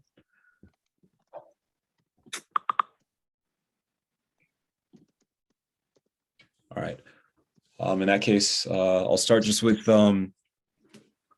so the last city council meeting, there were a lot of public commenters, a lot of them, talking about recent issues with police enforcement and the MRAP vehicle. So had an opportunity to speak on that and just basically gave a textbook definition of what an MRAP is, and also the fact that a big reason that my family decided to move out of the South District was the fear my mom constantly had of something happening to me because of that vehicle, how it rolled into that area of the city over the summer, and the rampant police presence as well. And also just the fact that, I mean, I do deal with mental health issues. I have anxiety, depression, and like I've been in some situations that have just caused me. So like when I hear tons of police sirens, and this is just something just extending all the way back to New York for me, like it really freaks me out. And something that's been happening in the South District a lot is, I don't know if some of these officers think it's a game or something, but how they'll just turn on their sirens really loud late at night, like 12 a.m., 1 a.m., 2 a.m., speed off, speed by. Next thing you know, 2-3 blocks later, they're all off. So there's one night for me back in May, and yeah, so there were 3 officers that did this going right by me within a span of like 15 minutes. And I dropped to the ground and I broke down and I started crying because I didn't know what was going on. I don't know what hit me, but like I couldn't control it at all. I was like shaking and everything. And I didn't hear anything about gunshots that went on that night. I didn't see anything in the daily activity log that showed that needed to happen. But my thing is, there are far more people in that area that experience things just like that, or that may have worse experiences from it. And so that's part of why I had to get out of there. I couldn't take it anymore. I really could not. So when those MRAPs come in as well, that's something, you got people's kids seeing that constantly. And it is literally a war vehicle. So it's a tank that was designed to resist mines. And they created it specifically during the Iraq War. That's not something that should be rolling through our cities to deliver warrants. It's just not required at all. And for people's kids to be seeing that consistently, you're just inflicting trauma on people. You're making them feel like they're in a police state. So I heard this good quote once, that there's two types of freedom: freedom to and freedom from. One is like a negative freedom, the other is like a positive. That freedom from is that negative freedom, where someone's got to constantly feel like they got to protect you from something. Because when they got to protect you from something, you aren't truly free, because that's restrictive. Where that freedom to is that true positive freedom, where you can move freely without fear, where you can go where you want to without fear.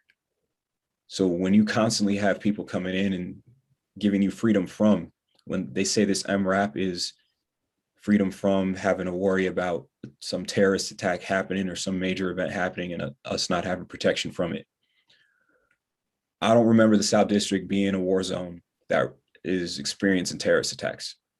So I don't see why we got to have that coming around.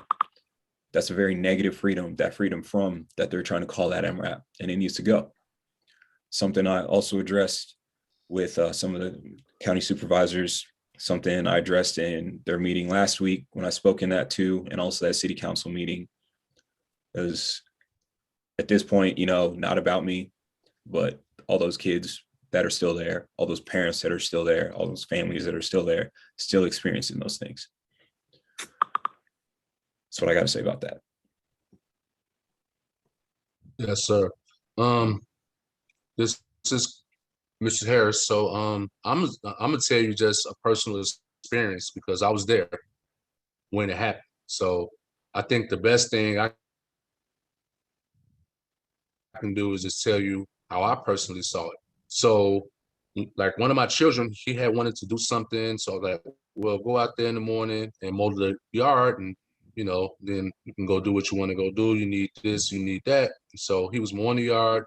Then he came inside and he was like, "Oh, it's his truck and it's outside hollering these loud commands."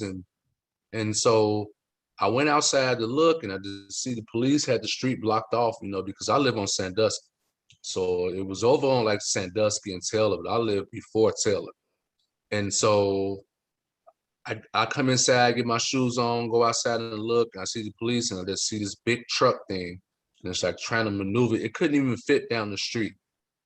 And it was trying to maneuver down the street.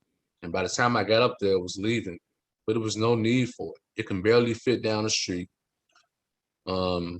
Just like what was mentioned before, it is a vehicle that I never seen in my life before.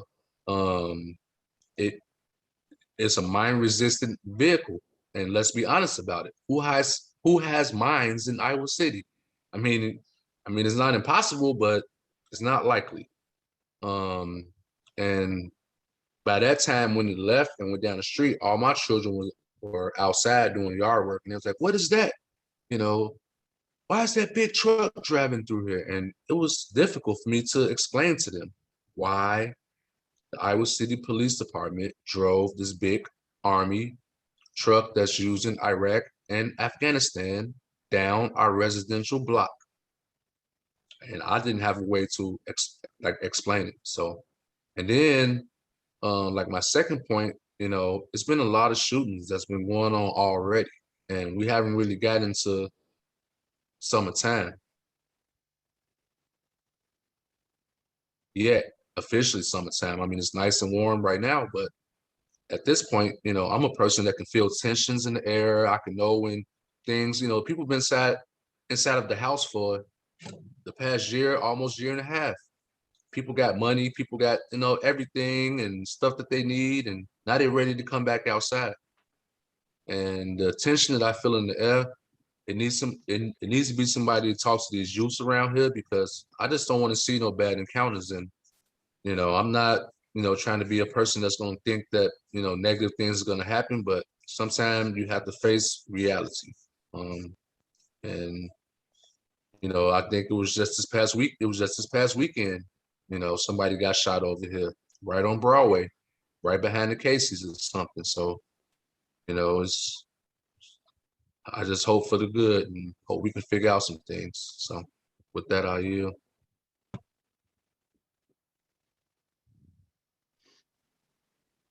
Does anyone know how much, well, thank you both of you for sharing. Does anybody know how much this tank cost the city or the police department to purchase? $200,000.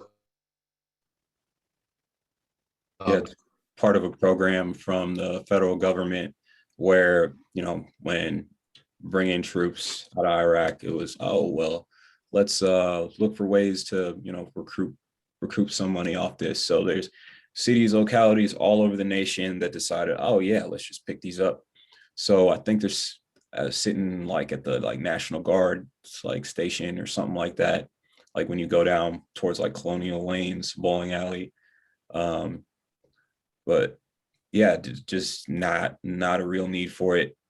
I mean, if police officers were actually talking to people in the community and actually knew them, then they would quickly realize there's no need for me to grab a tank to serve a warrant, because you would know the people in the area and they could tell you, hey, that guy does not have a mind. But I mean, should probably be common sense anyways, but that's again just why people should actually be knowing the people in the community they're policing, living there as well. That's just the way I see it. But you know, and then it costs money to keep maintenance on it, you know, so they have to keep it in the budget so that, you know, they keep paying for it, because you have to maintain those vehicles. You know, they have to have different maintenance to keep on operating, you know, at a level that they needed to operate at. So that's another fact that people, I don't know if they think about that or know about that, but that's another fact that taxpayers still pay money to maintain, you know. And earlier, I think it was last week, I watched, you know, I got a message about a response from one of the supervisors, and his response was, you know, I talked to the sheriff about this vehicle, but I have to maintain a good relationship with the sheriff to make everything run smooth. So I guess, you know, at our expense, you know, to make things, you know, run smooth between you and the sheriff, you're going to draft military vehicles through this neighborhood when it's not needed. which is also sad because that election that sheriff got voted in for was over the pandemic, and it's not like he really had competition. So that's what that is. But at the end of the day, for me, yeah, you hear a lot of that from the board of supervisors who literally control the sheriffs. And I'm not going to mince words on this. It's honestly hilarious that they say that, because it's, you get to decide what they do. Your relationship with them, like, to me, that's political posturing. Like, I'm done hearing it. I had no problem ripping into all these other people this week. I don't care what they think of me, et cetera, this, that, or whatever. But maybe that just might be because I have no intention of having any political office, anything like that after this. Well, some of them do. So if they want to keep posturing, that's fine. But you're just going to get more people that are actually going to find their voice, come to you and let you know how they actually feel. What are they saying they're actually using it for? What is the actual use that they say they need it for? That's what I'm curious about. What do they say? So I can respond to that. So on the day that it happened, I did an interview with a news channel, and what their response was is they needed it because this place was a different structure. It's over on Davis, you know, on Sandusky down by Davis, and they said that it was a different type of structure where they didn't have the right cover that they needed. So they needed to bring this vehicle to make sure that they had the right cover. But the people that they raided over there, I know those guys. I know them. They're not going to shoot at the police. What do you need this vehicle for? You're just making up reasons to use this vehicle. They said that they needed to use this vehicle to have enough cover. If you want to go check out the news story, it's on KWWL. I think it was last week or something that they posted, and they explained where they needed this vehicle to cover their officers for officer safety. You know, that's one of the excuses that they kind of use a lot, you know, but they never say what about the public safety. And with that, I yield. And Chair Traore, I just want to note that Commissioner Ali has her hand raised. If you go to attendees. Yeah, I clicked Thank it. you. Okay. Hey, can you guys hear me? Yes. Yes. Okay, perfect. So I'm really appreciative of all of this dialogue that's happening about these machines being used in the South District, because I think that it's important for people to know that this does have an effect on the residents in the district. But I think it's also important to redirect ourselves to what our jobs are as commissioners, and maybe how we can tie in our positions as members of this commission to let people know where we're coming from as members of this community and members of the community who are over police, how we feel about that. So I don't know if this makes sense, but is there a way that we can amplify the voices of those who are affected by these, tactics that the Johnson County Sheriff and the Iowa City Police Department are using? Like, Eric, could you think of like maybe a handful of people, and I don't want to put you on the spot and be like, no, you should have your daughter speak about this, because I don't know how old your kids are, and I don't want to put them through something that they might not even be completely aware of. But if there's people that you know in the South District who are affected by the use of these machines and all of this heavy machinery, I think it's important to get those voices and amplify those voices as well, because I think that's what our duty is as commissioners and being a part of a Truth and Reconciliation Commission.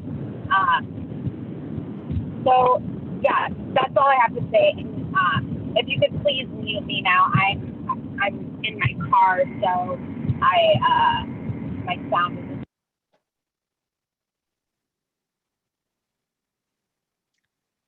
Thank you, Commissioner Ali, for voicing that, because you preempted my other question that I was going to add to what Commissioner Johnson said. Okay, now I was at the council meeting where members of the community, a lot of them expressed that this is wrong and it shouldn't have happened and it shouldn't be let to happen again. So Commissioner Ali, you've started us on okay, and because Commissioner Traore said what the legwork he has been doing on follow-up, so you've kind of given us some suggestion on some direction we can take as commissioners, because you've sort of started answering my question, because I'm like, now, so what? We are here. Now, what do we can't just express all that and then leave it there. I would be more than willing to provide each of you with the contact information for everyone on the Board of Supervisors, since they ultimately have the control over the Sheriff's Department.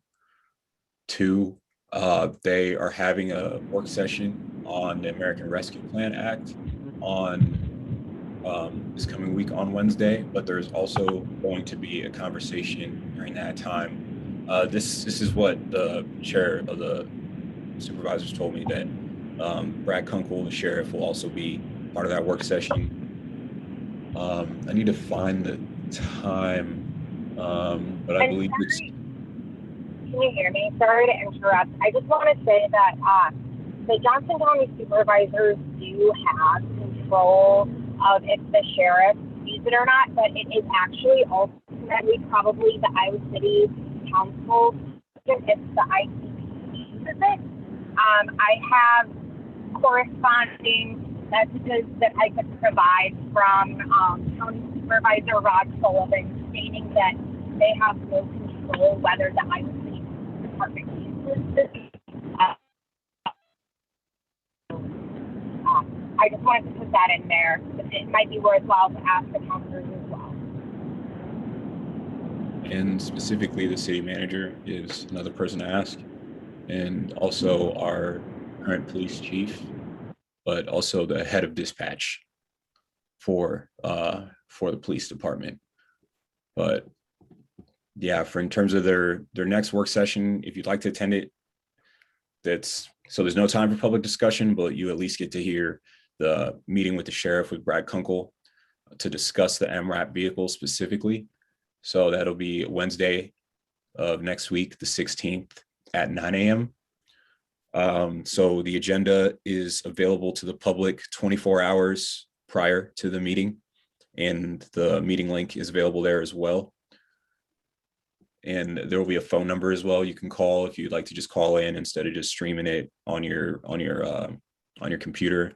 But I'll just be sure by Sunday to get any updates to you guys I have on that. And then once again on Tuesday to do the same.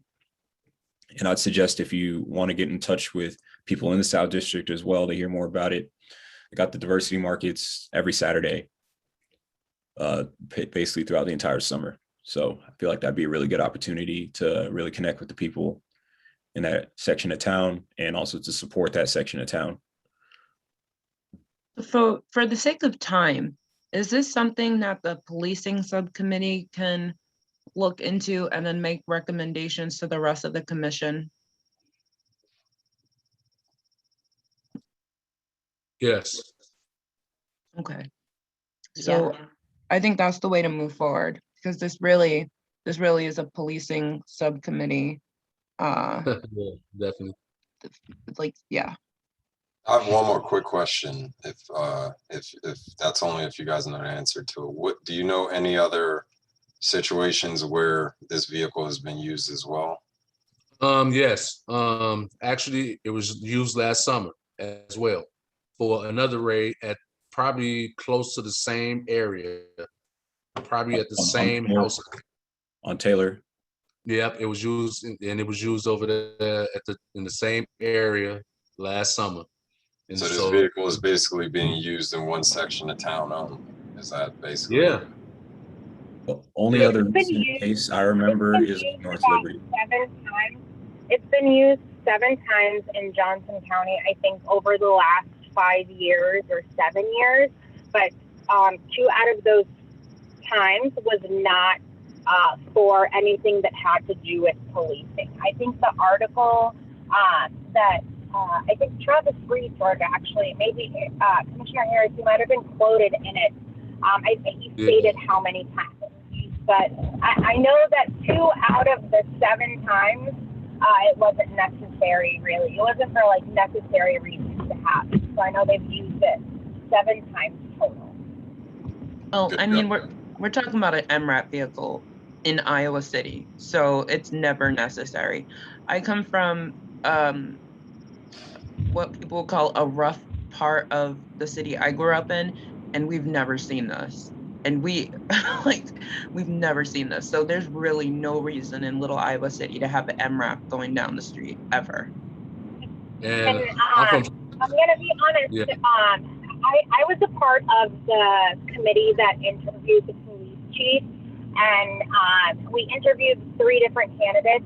And I directly asked Chief Liston what he felt like the necessity for having these militarized vehicles was, and he is going to speak strongly and passionately to the El Paso shooting.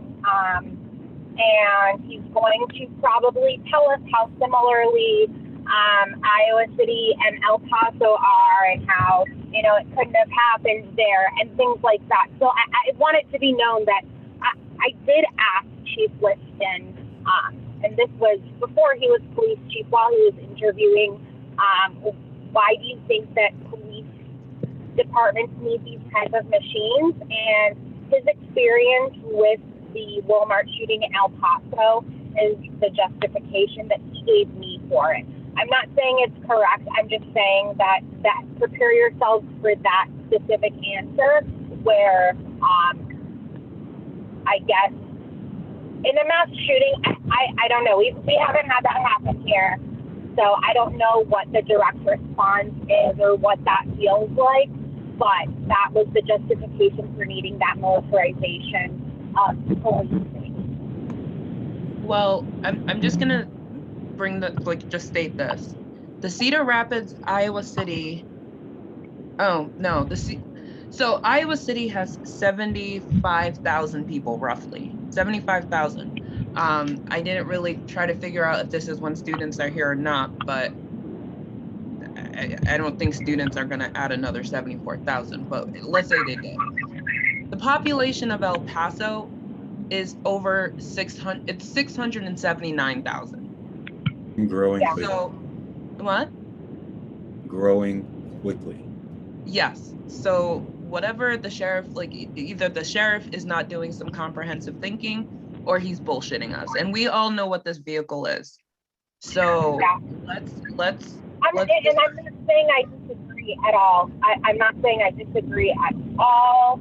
I'm just saying my experience, because I did ask the now police chief that question when he was interviewing, very specifically, why do we need this? Why are there this, and this, and this? And he said, you know, in case a situation like, you know, the El Paso shooting happens and we all think that it's not going to happen to us. And, you know, and I'm not saying this in like I'm mocking him or anything, because I don't know. I'm just, you know, saying this is like factually I asked him, and that is what he told me. So,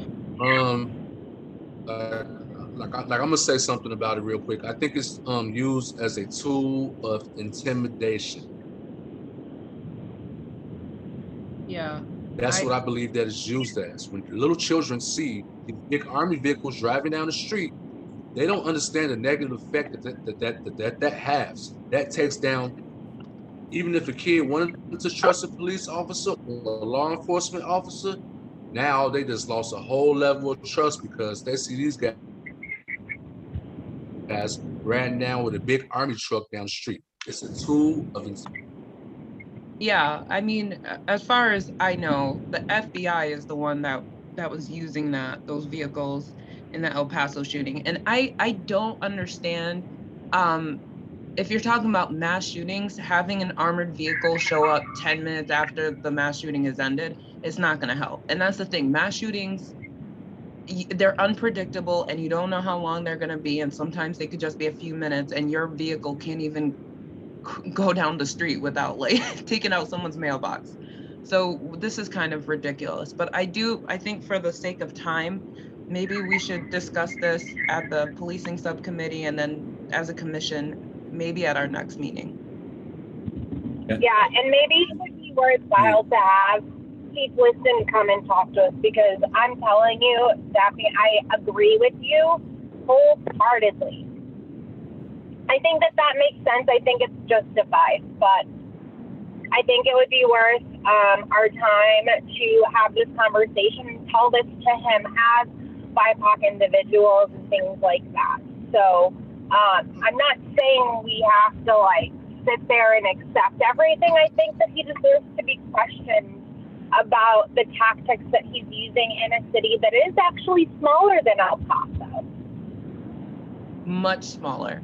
And I think maybe it's worth getting his truth, because we're not going to understand it, but we can get it. Yeah. Yeah. I was gonna ask, would it be all right for us to all get a sit down and speak about it with the community and everything? I mean, wouldn't that make a lot of sense? Get people to tune in, and then from there, just discuss the reasoning and kind of just discuss in general what's the point and purpose of it. It would Yeah. have to be a thing, and if more than 4 of us are going to show up, we would have to notify people, the public, and notify, actually, I believe it's channel 4 who makes all of the live stuff. But it's not a non-doable thing. I think that it's very doable, but you have to have some plans involved.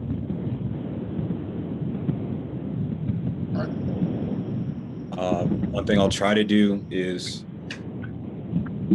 reach out to People's TRC and just see if just for once we can just get their next meeting just moved to a different day and just make our next meeting just really center around this discussion in the hopes that we can get something bigger. I don't know if they're gonna want to do it or abide by it or something, but one thing we can try, other than that, this is part of the reason as well, I'd like to do more of that monthly structure, because if we can't get those synergies with them in any way, then our main path is to have the opportunity to go to their meetings. But if they're going to be continually scheduled on the same day and time as ours, it just makes it very difficult. And I know they won't go down to one meeting a month, so it's just kind of that game of chess.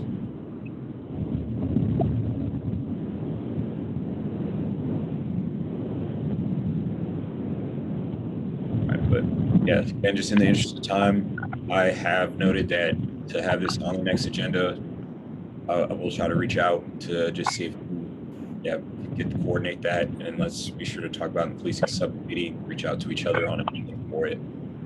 Do we have any commission announcements?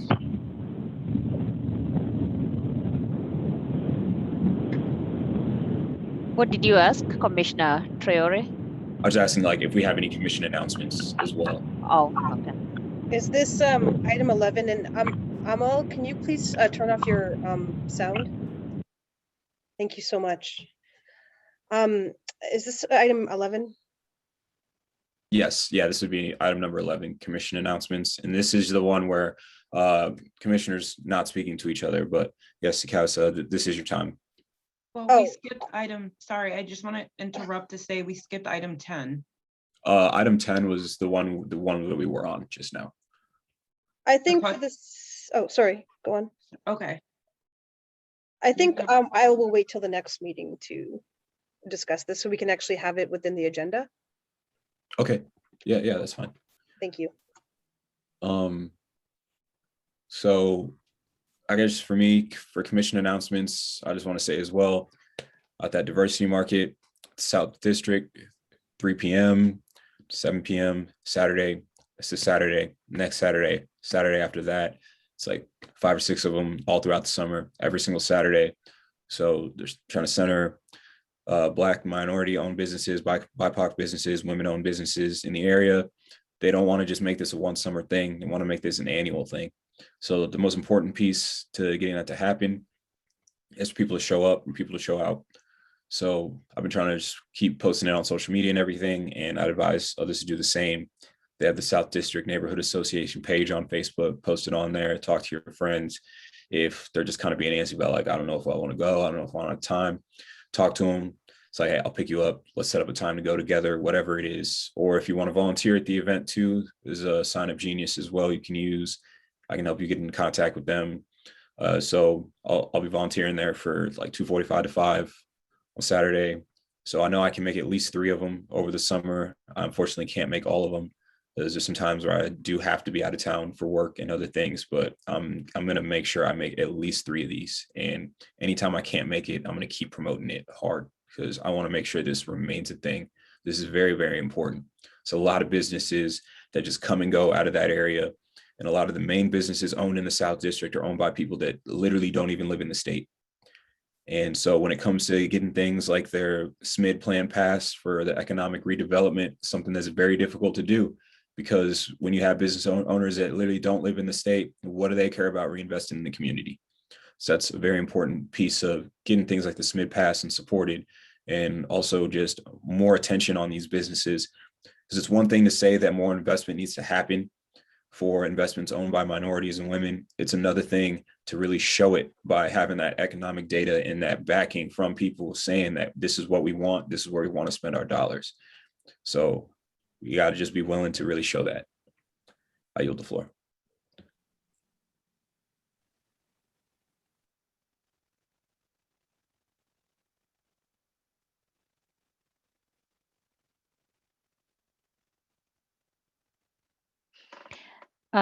This is Commissioner Gadua. I want to announce to the commission that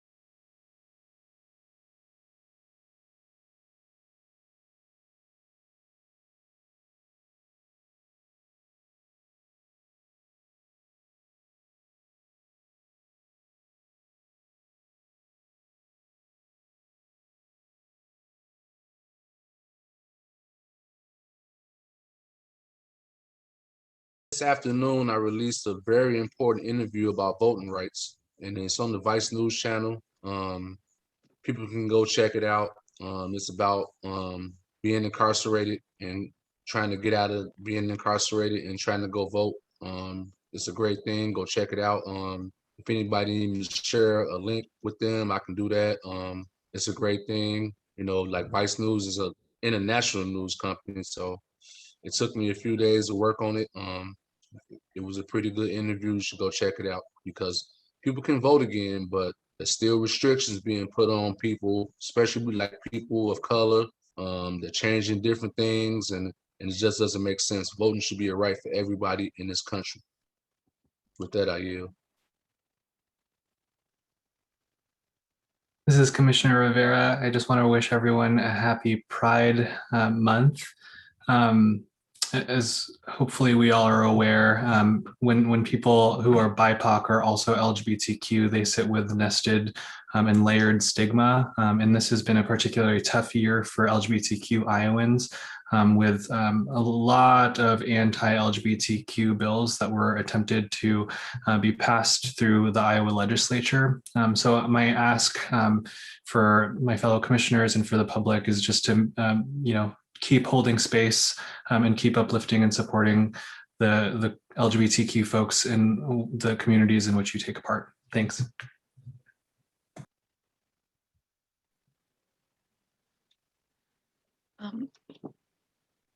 I just want to, this is Commissioner Daniel. I just want to wish everyone a happy Juneteenth, since we won't meet before that.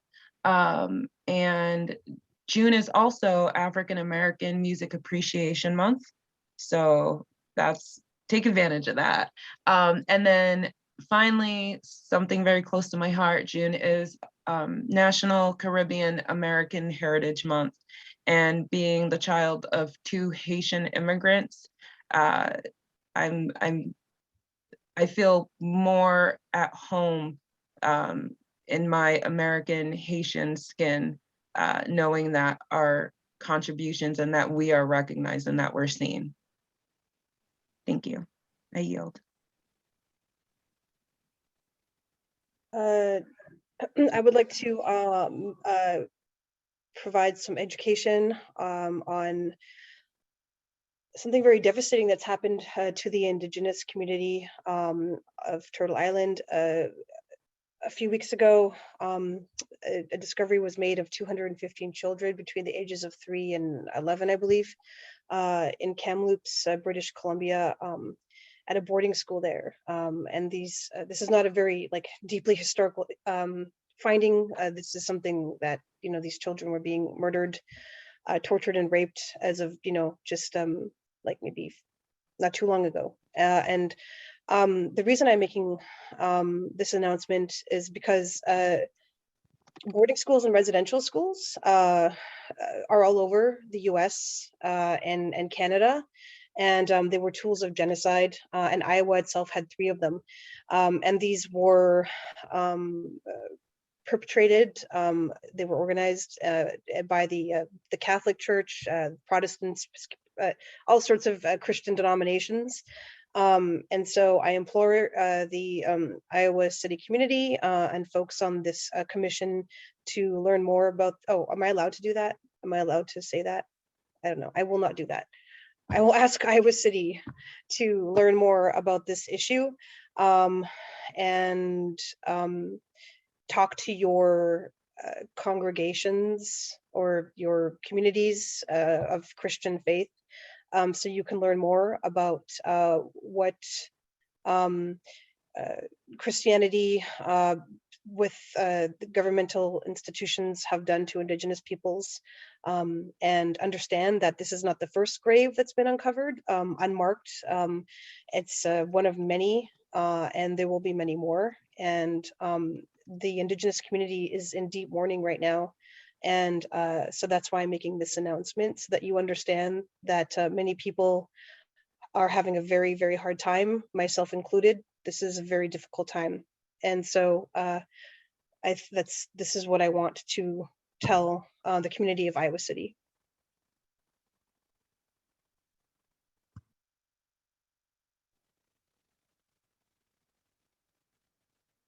Thank you.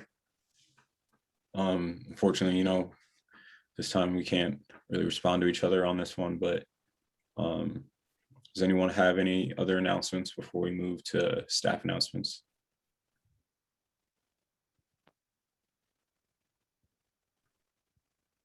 Okay. Last thing for me then in that case is just know that City of Iowa City is having a Juneteenth event in downtown Iowa City. So I'll be sure to forward that to you guys if you're interested. There's a page on Facebook for it and everything. But it's like 3-on-3 basketball tournament happening, and yeah, a bunch of other cool things occurring. So kind of like a little block party thing in a sense. So I think it'd be really cool to get some more people out there and to show out for it. But yeah, that's the last thing I have. All right, and then staff announcements. Do we have any today, Stephanie? I have nothing, thank you. All right.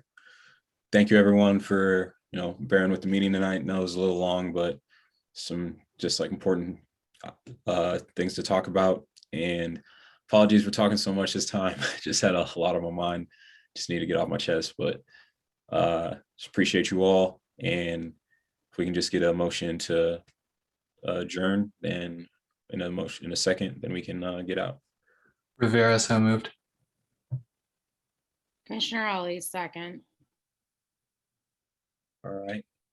And with that, we are adjourned. Thank you, everyone. And June 24th, next meeting.